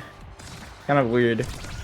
But anyways, tragic starting with SL, setting it past to Borg, and Borg is able to cyber swipe. Never mind. 3Z Breezy is the goalie for Shizakulous Supremacy, so Borg does not get that barrier. However, 3Z Breezy is finally able to get that barrier. Tragic with the I forgot what that move was, but Somno 1v2ing and getting both barriers. 3Z Breezy with the Whiplash, able to get it through to Borg. Borg not quite able to get it to 3Z Breezy with the donuts coming out, sending it back to Fresh. Borg trying to make something happen with that Sentry turret online, as Amy's voice line does say, and 3Z Breezy strike warring, makers are yummy. But Tragic almost getting the Quangle off. Kind of crazy, but 3Z Breezy says, yoink, give that to me, boss. Dribbling, Mango's gonna steal that. He dribbled right into his face. Borg with a flip. Let's see if we can get to 3Z. Through the portal. Never mind, not through the portal. The 3Z Breezy with the flip. He sent it straight to Mango's are yummy. What an insane shot. Almost get. What was that? What was that primary? That bugged. Anyways, Somno has flip, and Tragic almost has flip, but 3Z Breezy does the Kazan tech and yoinks it away from Mango's.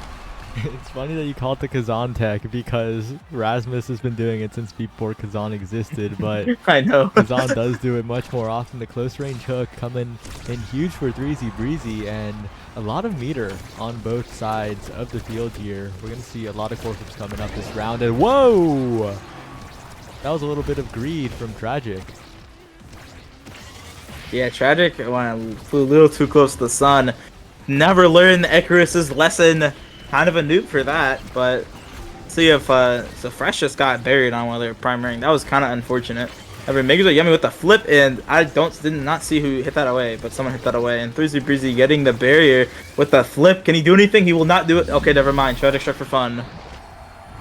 Yeah, the early strike there made it pretty simple for 3Z Breezy, but you kind of get a little scared when someone like 3Z's in your face like that, and 2-0 in the favor of Storm the Keep here. Storm the Keep looking to make it to that grand finals, but there's still a lot of losers left to play.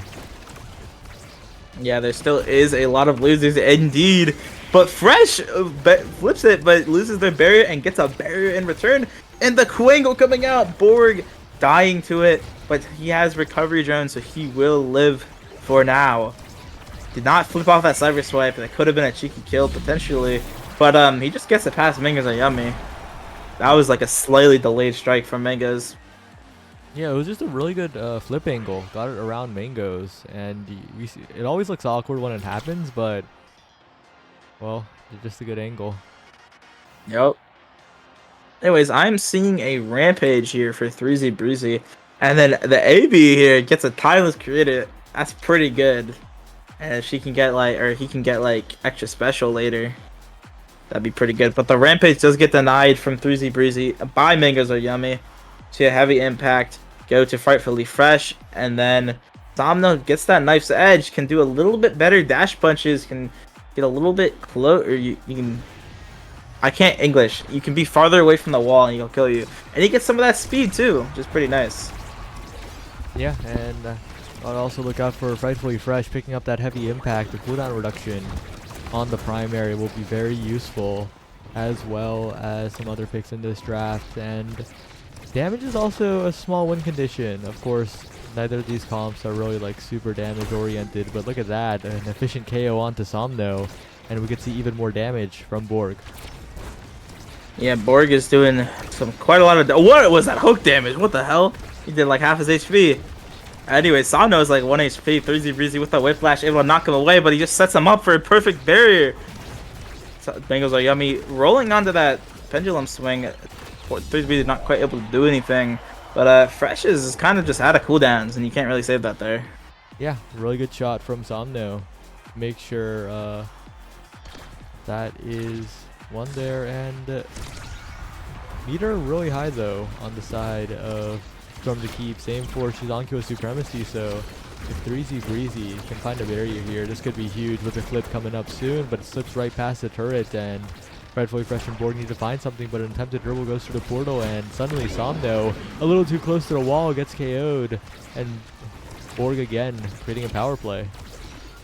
Yeah, Borg just threatening with that cyber swipe all the time, especially since Somno has that recovery gen. He can die a little bit, yeah, he could die a little bit earlier than like if he didn't have size. So it's just even more threatening, but Rightfully Fresh can maybe get this out. Oh, it buffers the flip. That's like a bug. Even if you have that like retry of stun thing on, it'll still like flip you. Or you still use your flip, which does suck.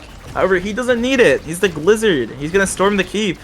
They get it around Somno. Somno's looking a little 1 HP, goes to the portal, try to live, goes back to the portal. A little trickery here with the glitch pop coming out on Tragic. Tragic losing like a third of their HP, but it's so chill because they have so much HP. 3Z Breezy hooking, Mango's back, getting that barrier because of it. However, the core is not staying in the corner. 3Z Breezy not able to flip it there. Can he kill Somno here? Looking like he'll whiplash in the pendulum swing. Can Fresh finish off the job? He does indeed finish off the job to Borg. The 3Z with the flip. Can 3Z do anything? Nothing. He can't do anything. Rightfully Fresh. Oh, losing the barrier. Yeah, and the Tragic with a great play for the barrier. 3Z Breezy now has a flip, and so does Borg. 2 flips available in the favor of Storm the Keep. Looking for 1 barrier. A glitch pop attempted, but Borg a little bit off target there. And now Somno is disrupting the passing plays. 3Z Breezy trying to send the core forward, but Mangos is playing a defense setup of Somno. An accidental own barrier means 3Z Breezy's in position to score. Tries for the pendulum swing, has a flip available, but a Tofu Fortress. And 3Z Breezy smartly doesn't burn the flip there. And 3Z Breezy holding on to this flip. Okay. My bad. Caster's Curse. Not bad. Yeah, he held onto it until the moment you said he held onto it, and yeah, there was no more my holding. fault. My fault. Anyways, 3Z Breezy coming in. Megas Amy clears it away with the Amy turret in the way, but they're kind of just holding on to this for dear life. Somno's looking pretty low. Also level 3, so he's going to be pretty low, but he is playing X. So, you know, I think X is like the highest stagger tier. Anyways, Tragic is trying to make something happen with that flip. 3Z Breezy doesn't get it around Mangos. Mangos is able to clear it. What can Somno do here with this X Maximus? We'll have to see, because Somno is not long for this world, but Borg is low too, and Somno gets 1 barrier before doesn't even go down, regens fully. But Mangos goes a little too close to the wall, gets KO'd, and this is a huge power play for Storm to Keep. Yeah, Borg is just like killing people, bro, and the last shot of the turret gets him in. He's killing people and he's scoring. What can this man not do? Or what can't this man do? That's the correct terminology. Well, you weren't wrong when you said, I guess, what can this man not do? Because he can't, you know? yeah, I mean, I guess they're both technically correct, but can't do is like a lot cleaner. Yeah. Well, Borg looking like the forward here. But Somno's getting in here, despite being staggered. Finally gets taken down, but that's still 1 barrier, and if Mangos and Tragic can keep 1 barrier here, they're still in a decent spot, especially with the portal pass going right to Tragic, and Tragic trying to snipe the pass to Borg, but a little bit early, and they lose 1 barrier. Can they save 1? At the very least, Mangos with a good roll will stun it, prevent Somno's Spellringer from own barriering, and a great Crystal Thorn from Tragic will progress the play forward, but Borg wins the strike war. Yeah, Borg is just a midfield demon here. He can play every single role he wants. He could probably even play goalie. I don't know how well it'd go, but he could probably do it. Anyways, down to 3Z Breezy, but 3Z Breezy hits it straight into Tragic, not able to do anything. Flips it into the donuts. And yeah, that's a flip gone. Kind of has no energy, no stagger. Looking like a Sundubu striker. Rest in peace. Borg with the goal, 2-0 up. Storm the Keep, looking good in this game, especially with Rightfully Fresh getting first pick.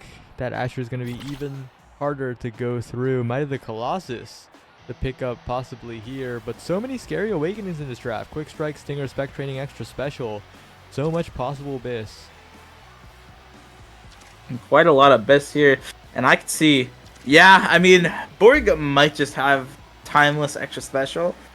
Kind of a weak Amy build, you know, in my opinion.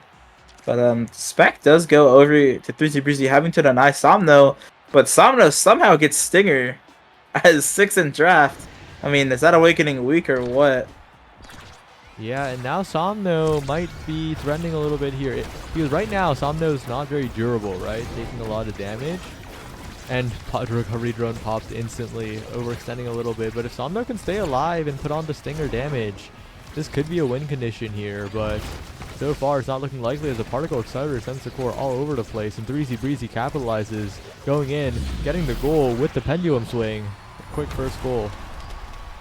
Yeah, 3Z Breezy with that Pendulum Swing. He has quite a lot of games on Erasmus, so he knows exactly where to place those things. Able to get that there. But I know Somno is pretty low on levels. However, he does have, let me read. He does have like the most stagger out of everybody. That doesn't have like a stagger awakening except for Fresh. And he's still just dying that much. Just how much damage Storm the Keep has on their team right now. But let's see what Borg can do with his flip. 3Z Breezy not able to get past everybody. But Somno cracked again. What can he do here? 3Z Breezy with the Whiplash, trying to get around Tragic, but Tragic stuns him. He hooks the core, and he's able to stun Mangoes for that barrier. Well, Tragic with a lot of meter here. A flip tried from Somno, and we'll get the barrier. Somno now trying to score here, but a great pendulum swing by 3Z Breezy, who is low, but no one is there to kill 3Z Breezy, and with the flip available, this could be the flip that takes this point here. 3Z now regenning slowly. Regen back to unstaggered state, and oh, that's, wow, that's how the goal goes in. Yeah, Somno might be playing for the enemy team on that point. But it's all good. Reverse 3-0. This is the O2 comfort zone. We've all been there. We've all clutched it out. Somno is no different. Or sorry, Shizonkulous Supremacy is no different. As the bell ringer comes out, but he dies with the bell ringer. And unfortunately, this game might be slipping a little bit out of their hands here. Shizonkulous Supremacy, a great run in this tournament, but there are so many resources for Storm to keep on this push. But Somno manages to sneak it by. Tragic does get one barrier. It's not over yet, not in the slightest, but 3Z Breezy, one barrier, looking for two, flip available, but a great log from Mangoes to save it. But another hook from 3Z Breezy. Great maneuvering from 3Z, and Mangoes can't quite get the second strike in time, wins the strike war on the defense. And Frightfully Fresh does not get there in time for that barrier as Borg and 3Z Breezy continue the offense. There's a firewall sentry as well, and Somno and Tragic get past it for now, but they can't get a passing play going. A hook in interrupted by Tragic. Tragic now with a flip with a dream. One chance to get the goal in, but that chance is gone now, and now 3Z Breezy and Borg, they can make a play happen. Yeah, 3Z Breezy and Borg indeed can make this play happen with the Whiplash coming out, shooting top. But Tragic and Mangoes are yummy, are able to cover that. Fresh does have the flip, and 3Z Breezy just hits it around. Mangoes are yummy. Yeah, valiant attempt. Shizonkulous Supremacy, 4th place in this tournament. No slouches, but in this matchup, Storm the Keep just a little bit stronger. Yeah, Storming the Keep showing that they are Storming the Keep, trying to get inside this keep for the tournament. And showing how dominant they are, really just kind of picking apart Shizonkulous Supremacy bit by bit, able to just mow them down. Shizonkulous Supremacy only getting 1 goal, and yeah, these damage numbers are telling a tale. Well, Storm to keep moving on, and they will be facing the Bazonkulous Bunch up next. This is going to be an interesting matchup because the Bazonkulous Bunch are the Bozo Bunch plus Judgmental, formerly known as Rebirth, and Storm to keep our last call with 3Z Breezy. Yeah, I mean, we got 2/3 in Nassel teams. It's so winnable for both teams. They can I don't know what I'm trying to go with here. I'm yapping. It's gonna be a matchup of all time. Oh yeah.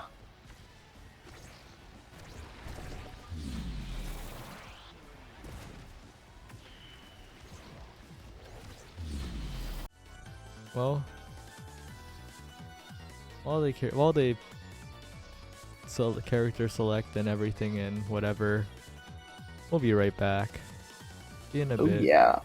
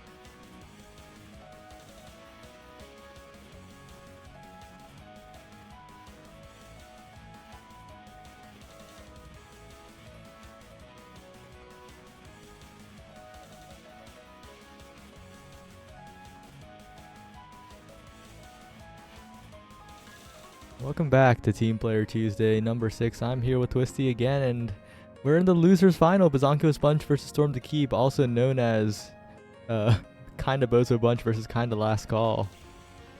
Oh yeah, kind of representing the 2/3 of the roster. And we're getting straight into the game here. Everybody's all readied up.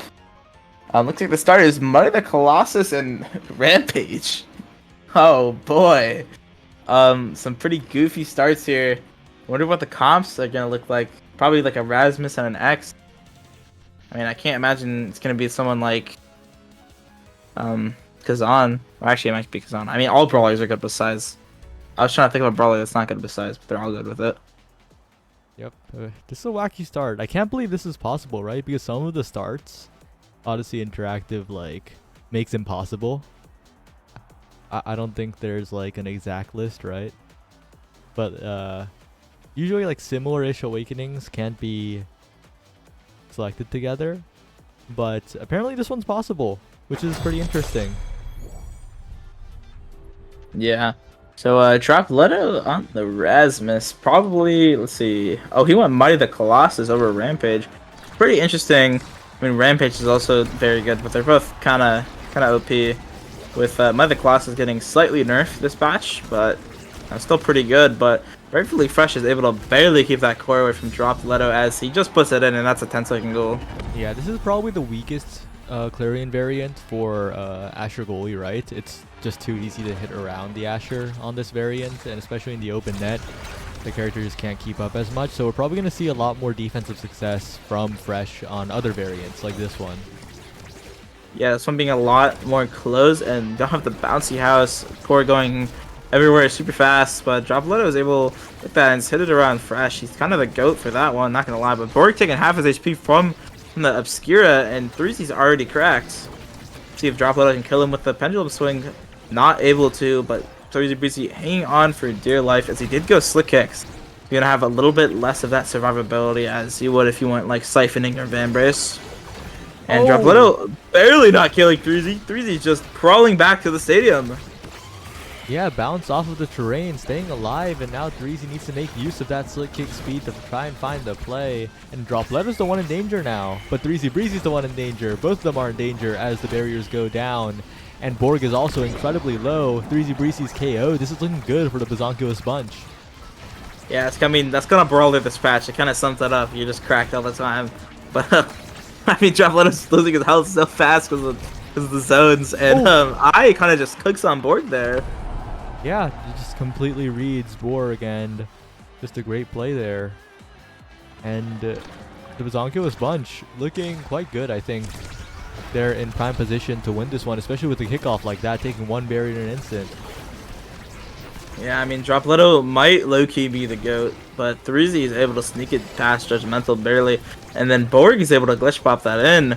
Borg just trying to get past Drop Leto here, but 3Z is looking like a 1 HP striker with a Supernova coming out, barely not being hit by it, but 3Z Breezy is just a target dummy, bro. He's that target dummy in specialized training.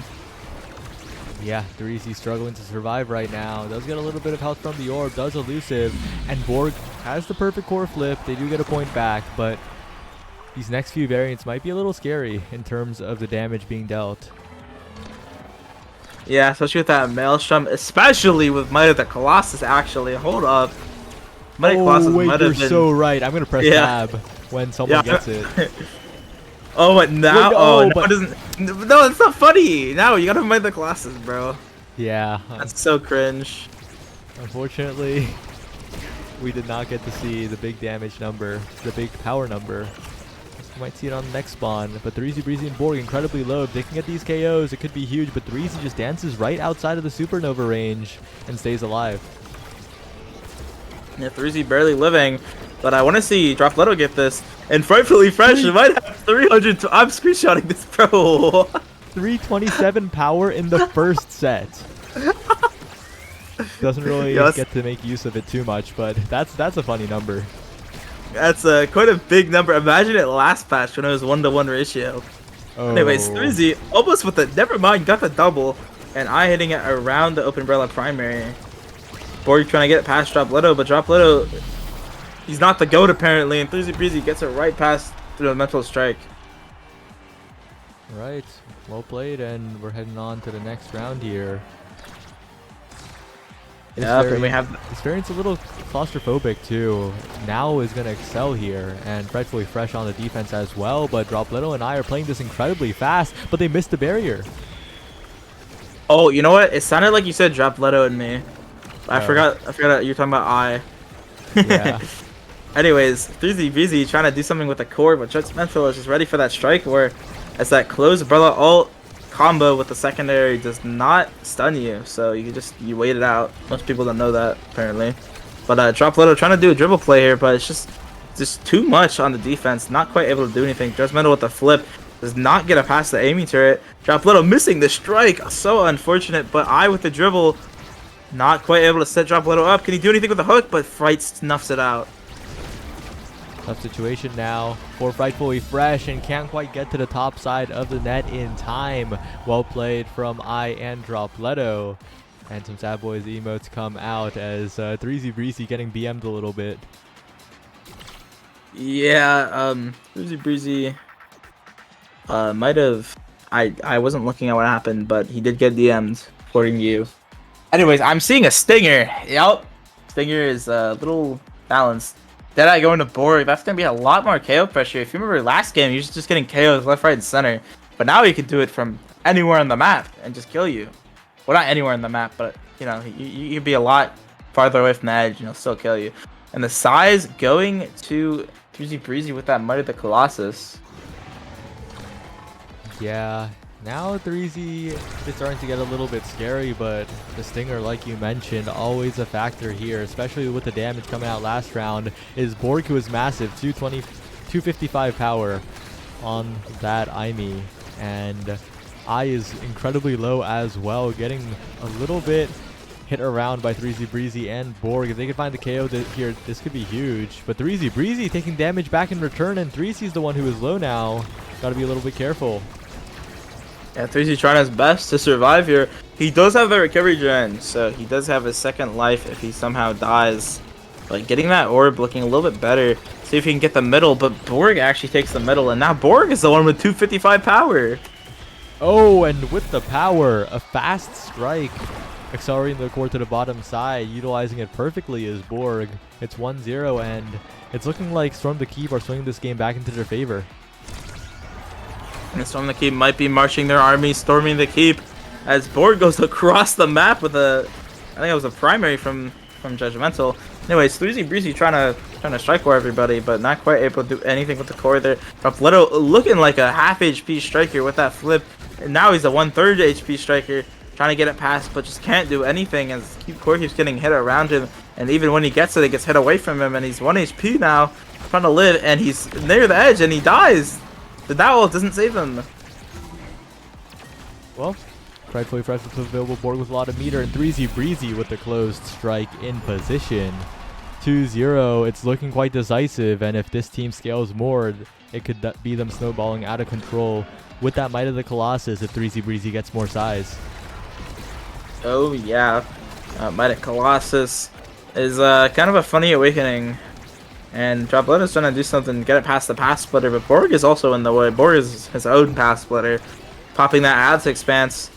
3Z Breezy trying to get past I, but I is just playing now, and he's just good at the game, so he doesn't let 3Z Breezy do anything with the core. And Dropletto just looking 1 HP. It could be serious trouble for the Zonkulus bunch if Dropletto can't get like more stagger or anything supportive.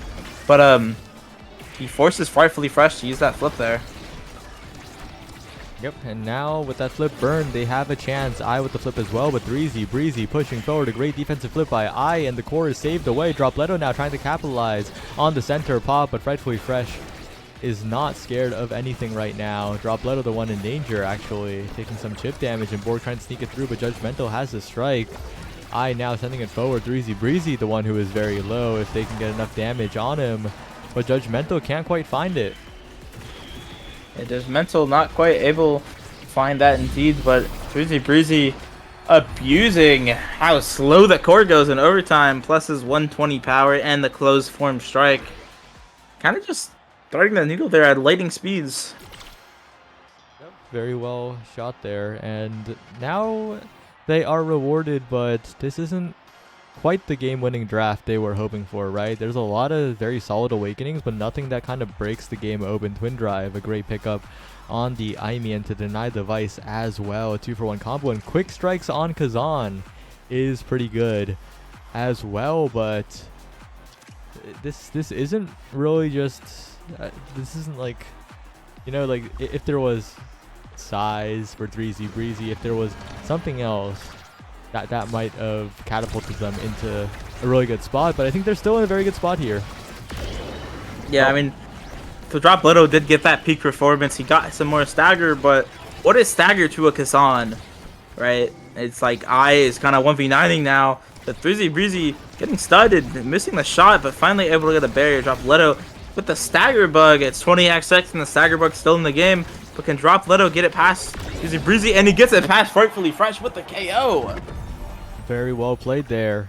And we'll have to see if they can keep that up, because that round looked very favorable for the side of Bazonkia's bunch. They got the damage. They kept their stagger pretty healthy, and they managed to make it happen. But right now 3Z Breezy's pushing in. Borg is there as well, and 2 barriers drop in an instant. Yeah, these barriers are dropping like flies, but Borg is able to strike with that pendulum swing, even though 3Z Breezy trying to kill his own teammate. Hold up. Dropletto, I can't tell if he's staggered or not, but he's not. Okay, now he's staggered, and he has the flip. But 3Z Breezy missing the shot, shooting it straight to Judgmental. Unfortunate. Then he shot the top. He shot the top, and it goes in. Well played, and now we're heading to an interesting spot in the game, right? This draft could decide it all, because there's so many strong awakenings left. The size is also huge here, and there's quite a few size awakenings. Well, not quite a few. That Demolition is the one that they're looking for, and that could decide a lot of this game if 3Z Breezy gets it and scales in size a ton. But Dropletto and I trying to make it not so. They're trying to win this set and give Dropletto the MVP. Yeah, that was kind of unfortunate. Frightfully Fresh own goal, trying to move backwards with the dash. But let's see what Borg can do here, trying to get it past Dropletto. Dropletto won't be 90 against the turret. And Judgmental is the one with the funny size. He might have 305 power. Okay, he's back to 225. Oh no, he has 161. I don't know why I said 225. But I having to burn the flip did not die to 3Z Breezy there on the edge. That open umbrella primary is just so strong, so good at killing near the edge when people least expect it. But 3Z Breezy getting the middle. He may have 263 power, and he has the flip and 263 power with a dream. Well, Frightfully Fresh with the flip available, and Borg has a little bit of meter to work with as well, and I just working the corner but taking so much damage, just getting flipped off the field. 3Z Breezy in position to score now. Dropletto is going to have to help out a lot on defense here, as Judgmental is getting pressured by 3Z, but 3Z also has no meter. Wait a second, 3Z is also pretty killable here, just working on mining the center though. If 3Z gets the center, that could be huge, but it's I once again, and now it's pretty good for the Bazonkia's bunch. And Judgmental is the one who is there with the Supernova for the final hit for the goal. Yeah, that's Supernova, kind of strong, and especially with that that prize fighter specialized training, Might of the Colossus combo. I mean, just have so much power as Supernova is hitting at lightning speeds. But I mean, if Frightfully Fresh gets this rapid fire, it would have been game over. But Dropletto having to deny that instead of going size or some more stagger, kind of unfortunate. But Judgmental is able to get that size with that Might of the Colossus combo, and yeah, I mean, pretty standard draft. Yeah, and I will say the Timeless Creator is pretty scary, right? It's not monumentalist, but it is the next best thing, and I's gonna have a lot more control over the field here. But I will say, I think Bazonkia's bunch in position to win it here. And Bazonkia's bunch looking very strong against Storming the Keep. Storming the Keep, their army might be dying. They might not be storming the Keep as much. They might be storming the clubhouse instead, as 3Z Breezy falls. Never mind, that was Borg. They look the same, I swear. Anyways, Dropletto, with all of his abilities up, not able to get it past Frightfully. Never mind, Caster's Curse. Yeah. I has flip. Can I get it to Dropletto? Oh, it goes to Dropletto, drifts on over, but Judgmental actually makes it savable for Fresh, and they lose the barrier, and 3Z Breezy trying to drift it in, but I re-angles it perfectly with the secondary, and Judgmental's ready for the center pop. Now Dropletto has to be careful. That massive Asher airship does a lot of damage, and Dropletto does get healed, does survive. Dropletto to the bottom side, slips it right past Borg and Fresh. They're 2 goals away from Grands. So unfortunate for Frightfully Fresh. Can they make this comeback? Can they stop Bazonculus Bunch from storming their keep? Let's see what 3Z Breezy can do here with the core. Not quite able to do anything, kind of just missing it and not shooting the barrier, but that was just a tactical Kaz. As Jabloto slightly hit away, so his pendulum swing does not hit the court. But Judgmental deciding to push hard for fun. And Dropletto able to get 1 barrier. Can he make it 2? Judgmental coming into the party, coming to play. Not quite able to convert on the 2, but having to use the flip, and that's a pass straight to 3Z Breezy, but Judgmental's ready for it. Dropletto trying to do something with this flip here. 3Z Breezy get the barrier, not quite. Borg with the flip, flipping for celebration out of getting the barrier. Dropletto hitting it straight to Borg. What a nice pass. What can Frightfully Fresh do? Getting it straight to 3Z Breezy with the flip in the bottom shot. Big shot for 3Z Breezy, staggered, but still gets the goal, and it's 1-1. They need to claw back this game to move on in the tournament, but it's not going to be easy here. Dropletto and I do have very low meter. They are pretty killable here, and 1 barrier taken, but Judgmental, a great strike war to keep the game alive. Yeah, Judgmental trying their best to hold this down away from forces of Borg and 3Z Breezy, 2 forward players knowing how to score, put that goal into the net. But Borg is trying his best to get it past Dropletto. Dropletto not quite able to convert onto that second barrier. What can I do? Getting into the triangle. 3Z Breezy passing to Dropletto. Dropletto passing to Judgmental. Tactical pass off of the pass splitter. Fresh has that flip and is playing the Asher character. What can you do when all of those things meet? But 3Z Breezy poking to get that barrier. I see a crooked leverage play, and he gets the leverage, but Dropletto is just right there to receive it. Okay, but if they can get KO on 3Z Breezy, the recovery drone is popped. This is good for the rest of the set here for the Bazonculus Bunch. But Storm the Keep need this goal to try and stay alive. 3Z Breezy with the flip, but it gets blocked away immediately. Dropletto forces the flip out, and a great block by I to prevent the goal from going in. Judgmental almost at flip, but 3Z Breezy grabs the core from the bottom and gets it in the bottom of the net. 2-1. They're 1 goal away from evening up this game, and it's looking very doable for them, but there's a lot of meter on the side of Bazonculus Bunch, and the question is, can they use it? And quite a lot of meter, but I doesn't have much now, but or they are playing the now character, but Dropletto able to take that core flip away from Borg. That's a huge KO, but Judgmental is barely back in time to receive that. He's recently looking a little 1 HP, trying to get that middle, but it's not quite up. Almost killing I. A pre-season Kazan would have killed there. That's a 10 power difference right there. That's 3Z Breezy getting the middle. Quite a big Kazan, can die from literally anywhere. That circle is huge. Dropletto not quite able to get it past 3Z Breezy and Borg. Let's see what we can do. I see a hook play coming up. Oh, I gets KO'd by the Pat Splitter, and 3Z Breezy's now in position to capitalize. Judgmental's going to need to flip here, but it bounces off the center terrain, and Dropletto's going to need to get a high-value flip. Tries to block the center. A good supernova on the defense by Judgmental, but 3Z Breezy gets it. Borg goes in. The hook play defended away by I, and Dropletto's going in. I to Dropletto, looking for something here. 3Z Breezy trying to push it past, but 3Z Breezy is down, and Borg secures it. Borg blinks forward, but they just pass around Borg, but Borg has flipped now, going forward, but again, not enough reach here, and Dropletto slips it right past Frightfully Fresh. So many opportunities, but the coordinated KOs from Bazonculus Bunch bring us to a match point. Yeah, Bazonculus Bunch able to keep it together and put that goal in when all odds were not met. I don't know if that's the right saying, but I made it up on the spot. Dropletto able to get that top barrier. Borg and Fresh do have that meter, but so does I. See what 3Z Breezy can do. Almost getting it past Judgmental. Frightfully Fresh is down thanks to Judgmental. Dropletto playing a little bit of goalie for them. The enemy team trying to get it past Borg now. Killing Borg. 3Z Breezy against the world. And 3Z Breezy, unfortunately, is not enough to beat the world. Bazonculus Bunch win this game and move on to Grands.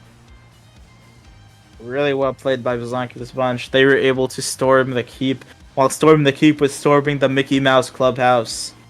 Unfortunate for Storm the Keep, but the Zonka's bunch will move on to Grands, and they will fight Rip Honda 2012 CRV. What a name. And I just realized predictions are still open. I forgot to close them. So if anyone abused that, good on you. Zero risk investment. Wait, that's smart. I should have done that.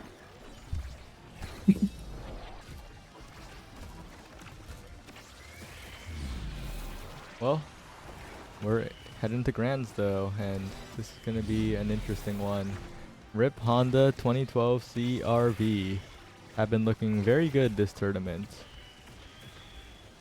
Yeah, I mean, I didn't get to watch any of them, but I mean, that team is pretty cracked. I'm not gonna lie. Balloon might be my father.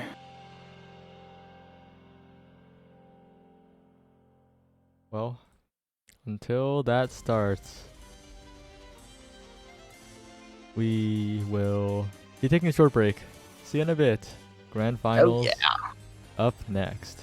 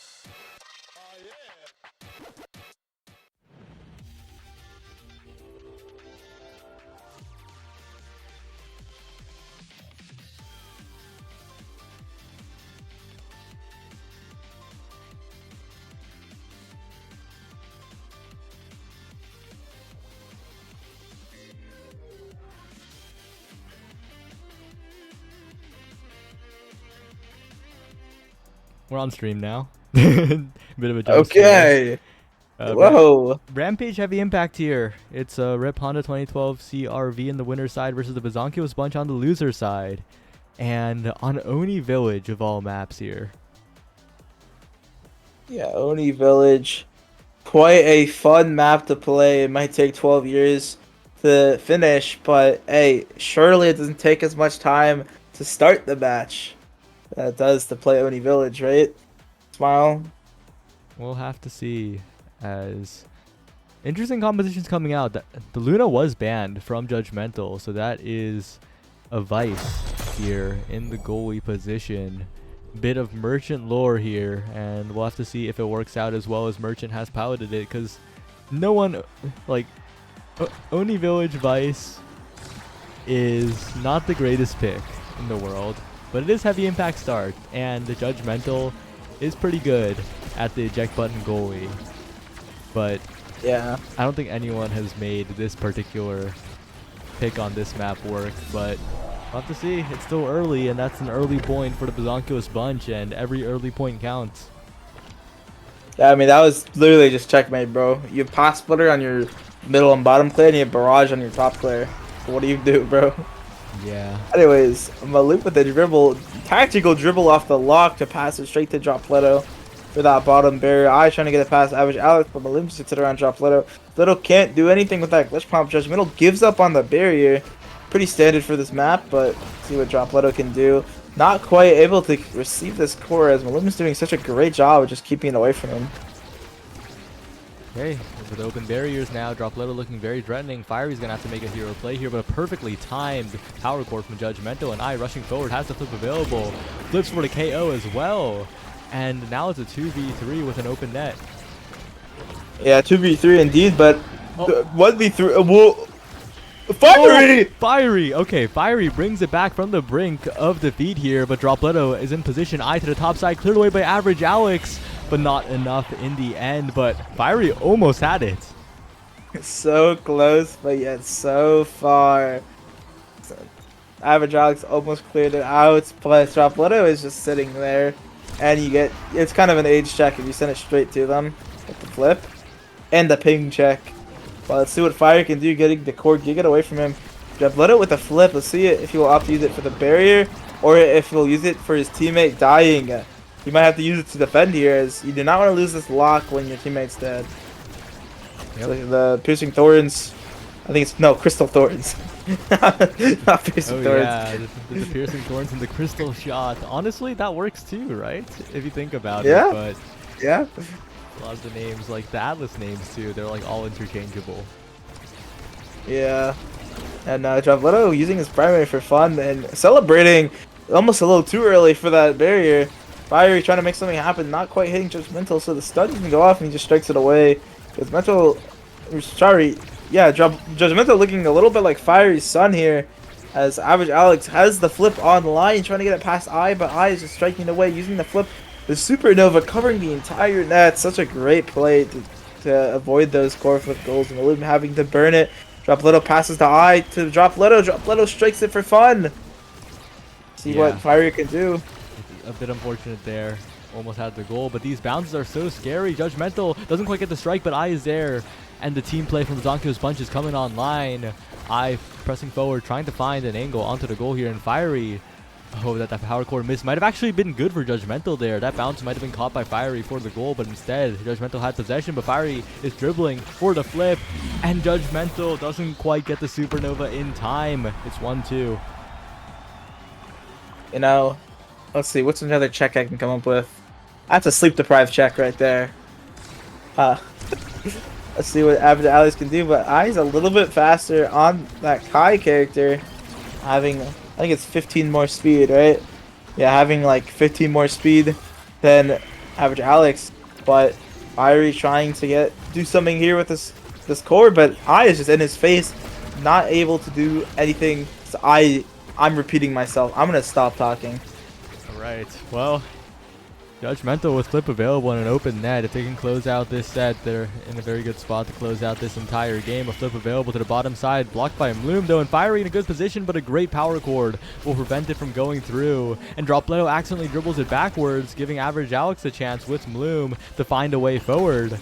But Dropletto in position, blocked. The secondary was blocked by Average Alex, and now Fiery on a breakaway, needs to find a way to set up a pendulum swing here, but a little too shallow, and flip from Average Alex defended by Eye. That's a lot of resources burned for RIP Honda 12 CRV. As they get it past Dropletto though, and Average Alex in position now. Average Alex to the bottom side again, finds the goal.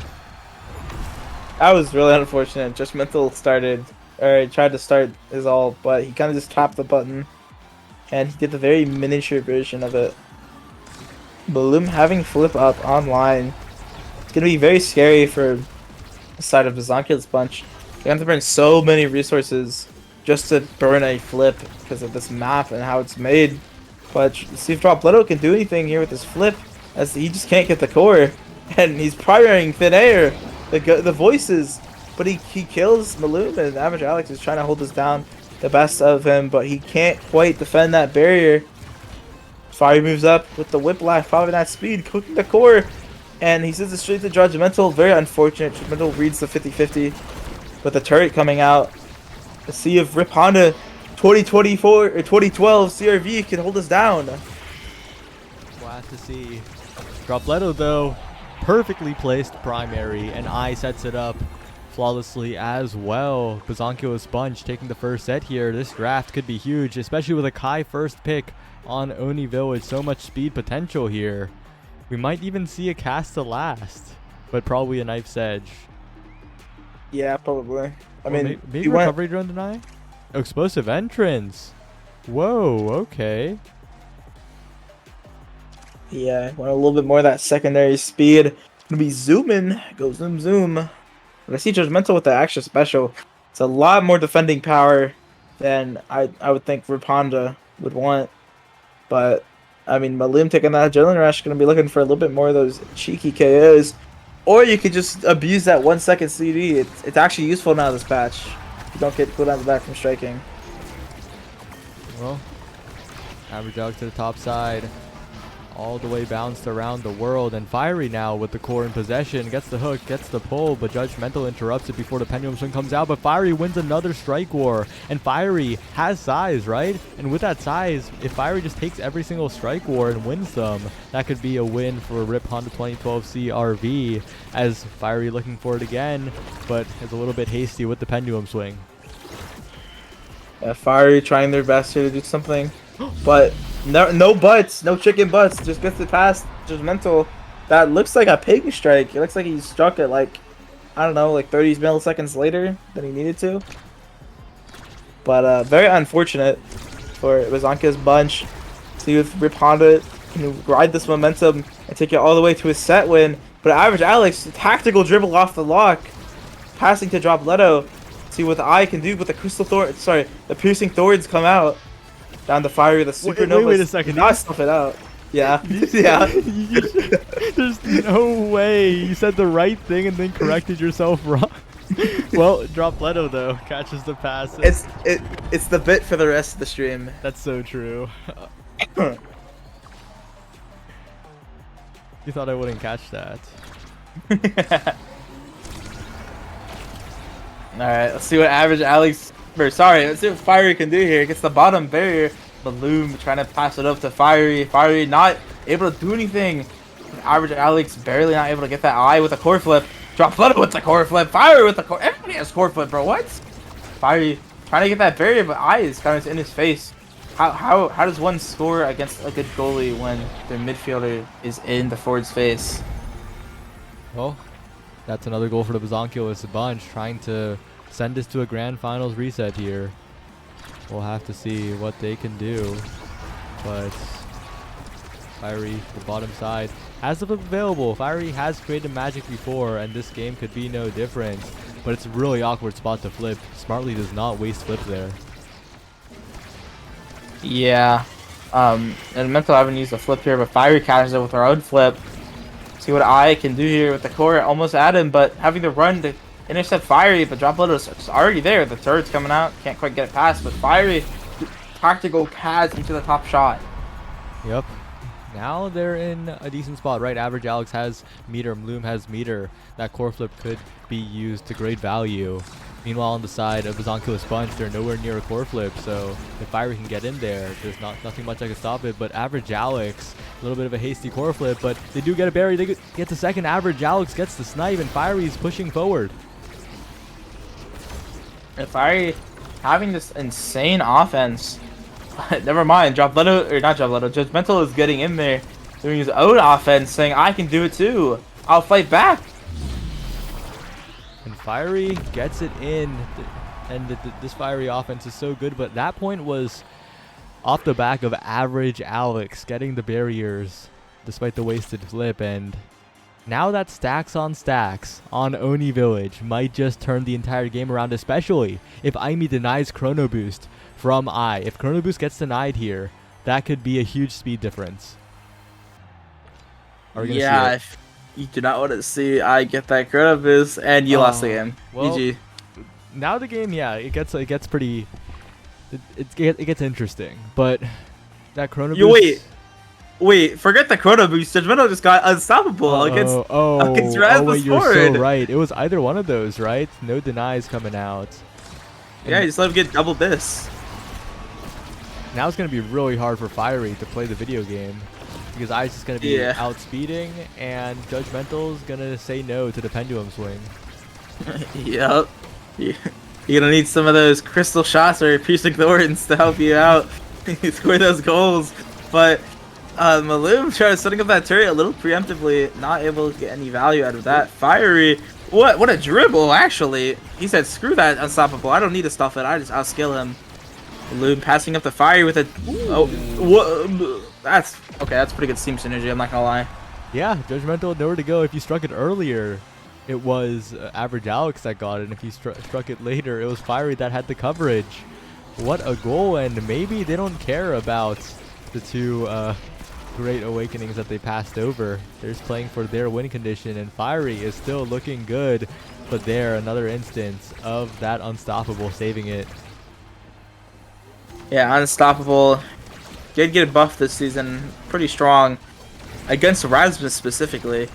But Drop Leto, did that core just go past his primary? How can they fix that? I with like, oh, what a shot! That was like one of the sharpest angles I've ever seen. Yeah, really well played. And we'll have to be on the lookout for some more flips coming up, right? Judgmental has flip, Fiery has flip. Well, Judgmental doesn't have it yet, but basically right here. And I, with that Chrono Boost speed, rushing forward. Fiery trying to cover the flip here, but Dropleto sends it around, but it's saved by Bloom. Average Alex, Fiery with the great pull, trying to get 2 barriers here, but saved by I. Such a tough situation for Average Alex and Fiery because there's 2 defenders.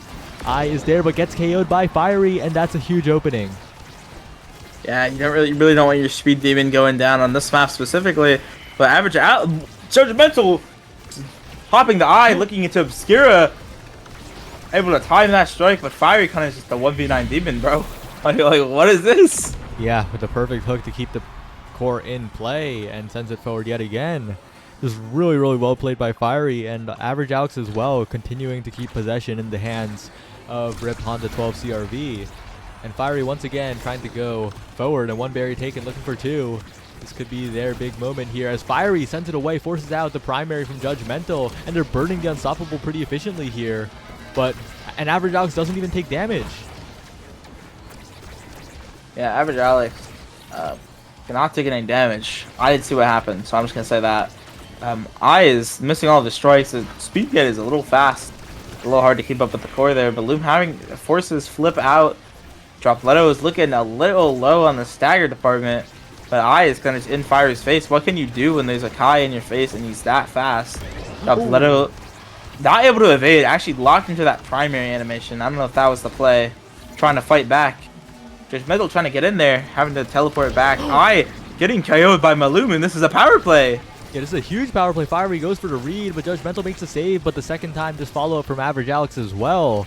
And they're going in. Average Alex to the top side. A great primary by Judgmental to nullify. The hook from Fiery, though, keeps them alive for a little while longer. No more power play. And I and Dropleto are pushing forward, but Fiery is in open field, has a lot of speed to work with, has the stacks on stacks. Tries for the spin, not quite enough as Dropleto is now setting up. And Bloom gets the save at the last possible moment as Judgmental zones away half of the field, but it's cleared to the other half. Bloom to Fiery now, bottom side hook to the top side. Fiery tries to get the timing, but not quite.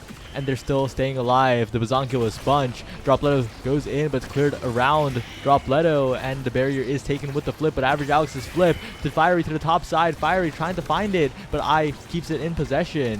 And Judgmental has a defensive flip as well used there, and Dropleto is such a threat right now. Yeah, Dropleto looking a little scary on that Asher character, but Fiery's trying to make something happen, but that Unstoppable is just not going to do it. He's going to keep Judgmental from taking any damage, even though I don't think it would have mattered if he took any damage. But Malum having to burn their flip here, see what Fiery can do off this power play. Ooh. And just strike force, Judgmental having 3 strikes, right? Because of that, after using the ability on the core, your strike CD resets. So you just strike and then whiplash and then just strike again. Yeah, such a tough spot. Judgmental needed a cooldown there, and I'm not sure if he had any. Yup. Let's see. This draft's looking, I don't know. I think, honestly, I think I is taking this among Titans. Looking, yeah, the Speed Demon might be going among Titans here, but Twin Drive for the Rasmus is so scary because Rasmus is so large, and we just saw what happened in the last point of that set, right? We'd see the same thing again that much more often. Among Titans taken away by Average Alex means that Fiery is even larger, and Average Alex, the Estelle abilities don't care about the size. Yep, you got that that crystal shot. Not gonna be any smaller because of it. Fiery, can he do with his a little bit extra size? Seeing almost making a play happen, but that Giga Blast is kind of just in his way. Not quite able to do anything. See what I can get it to Dropleto, but it's slightly past him. Very unfortunate. I've tried his best to stop anything from happening, but Core just never mind. Nothing is happening. Fiery is low though, has to be careful. Not a lot of meter, but does get the barrier.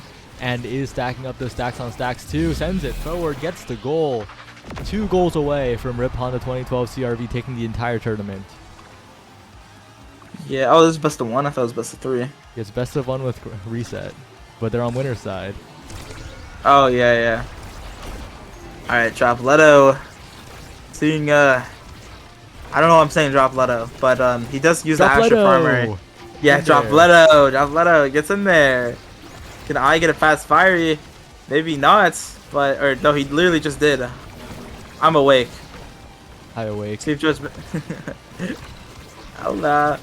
I is able to get a fast fight. Never mind getting it to average Alex. What a nice pass. I has this core flip. I just want to core flip this out, honestly. Okay, that is like the worst case scenario, bro. Yeah, it is so bad. Now Dropletto needs to get value off the core flip right now. There's a flip from Average Alex and actually beats the core flip of Dropletto, and Fiery to the top side burns the flip of Judgmental, and now Judgmental's in a lot of trouble here, especially if Fiery can stay alive and keep this recovery drone for the next point. Yeah, Dropletto literally just not getting the core like at all, as Fiery is just a force to be reckoned with. Average Alex too Fiery. Fiery's just too big for I to strike around, but if he's not there, he can strike around. Was that a pass, bro? I just passed it right to Dropletto, man. Or not to Dropletto, right to Fiery. Yeah, and unfortunately, Fiery getting the core does mean that Bazonkilis Bunch are 1 point away from losing this grand finals here. They are so close, but Bloom has meter, Fiery has an elusive, and Fiery can elusive one thing, and that might just be enough, but the pendulum swing goes wide. Eye on the defense, helping out a little bit here. Average Alex not big enough to reach the top side, but Bloom blinks forward, and neither barrier is taken. Fiery's looking pretty massive right now. Those are Rampage stacks, right? How many stacks does he have? Fiery might have 5 stacks. That's, let me do the math. That's like 45%. No, that's not 45%. That's 30. You got 37.5% size, bro. Wow. Pretty big. Plus your recovery drone, an extra 25% on top. Oh, but Bloom goes for it, hits it to the corner, but Dropletto is more than ready to score the goal there. But not a huge loss, right? They still have 2 more chances at it. 2 more chances at closing out this game in this set. Closing out the tournament here, and Average Alex starts off with 1 barrier instantly. Average Alex with a 2nd barrier as well. Fiery gets in there, and Fiery will close out the tournament. Rip Honda 2012 CRV are your Ahten City Underground number 6 champions.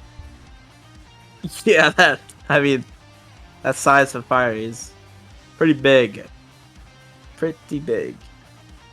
That pendulum swing is gonna take up half the screen, bro. Yep. Well played from Average Alex, Bloom, and Fiery, and of course Fiery stole the show, but Bloom was holding for a ridiculously long amount of time against that Dropletto Asher, and of course Average Alex got so many of those barriers. Just well played all around. Yeah, Average Alex was just like that perfect midfielder for Fiery. He didn't really have to do much since Fiery was kind of just 1v9ing, but if Fiery did make a mistake or did need some coverage, Average Alex was right there to help him with that crystal shot and piercing thorns. You had to say it again. Yep. I had to say it one more time. Well. Oh, and apparently the team name is Alex's car. So Rip Honda 2012 CRV. My condolences to your car, Average Alex.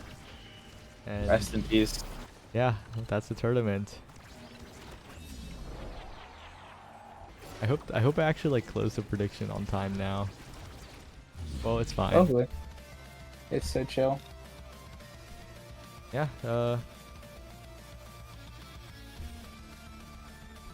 goodbye. I don't know. Wait, Twisty, never mind. Do you have anything you want to say before you just end stream? Average Alex, Bloom, and Fiery are making it to Nassau. That's it. Yeah. Also, as Vaughn's pointing out, Fiery's on a 2-tourney win streak. He won yesterday too. Oh boy. Fiery might be a little good at the game. Thoughts? Yep. Well, yeah.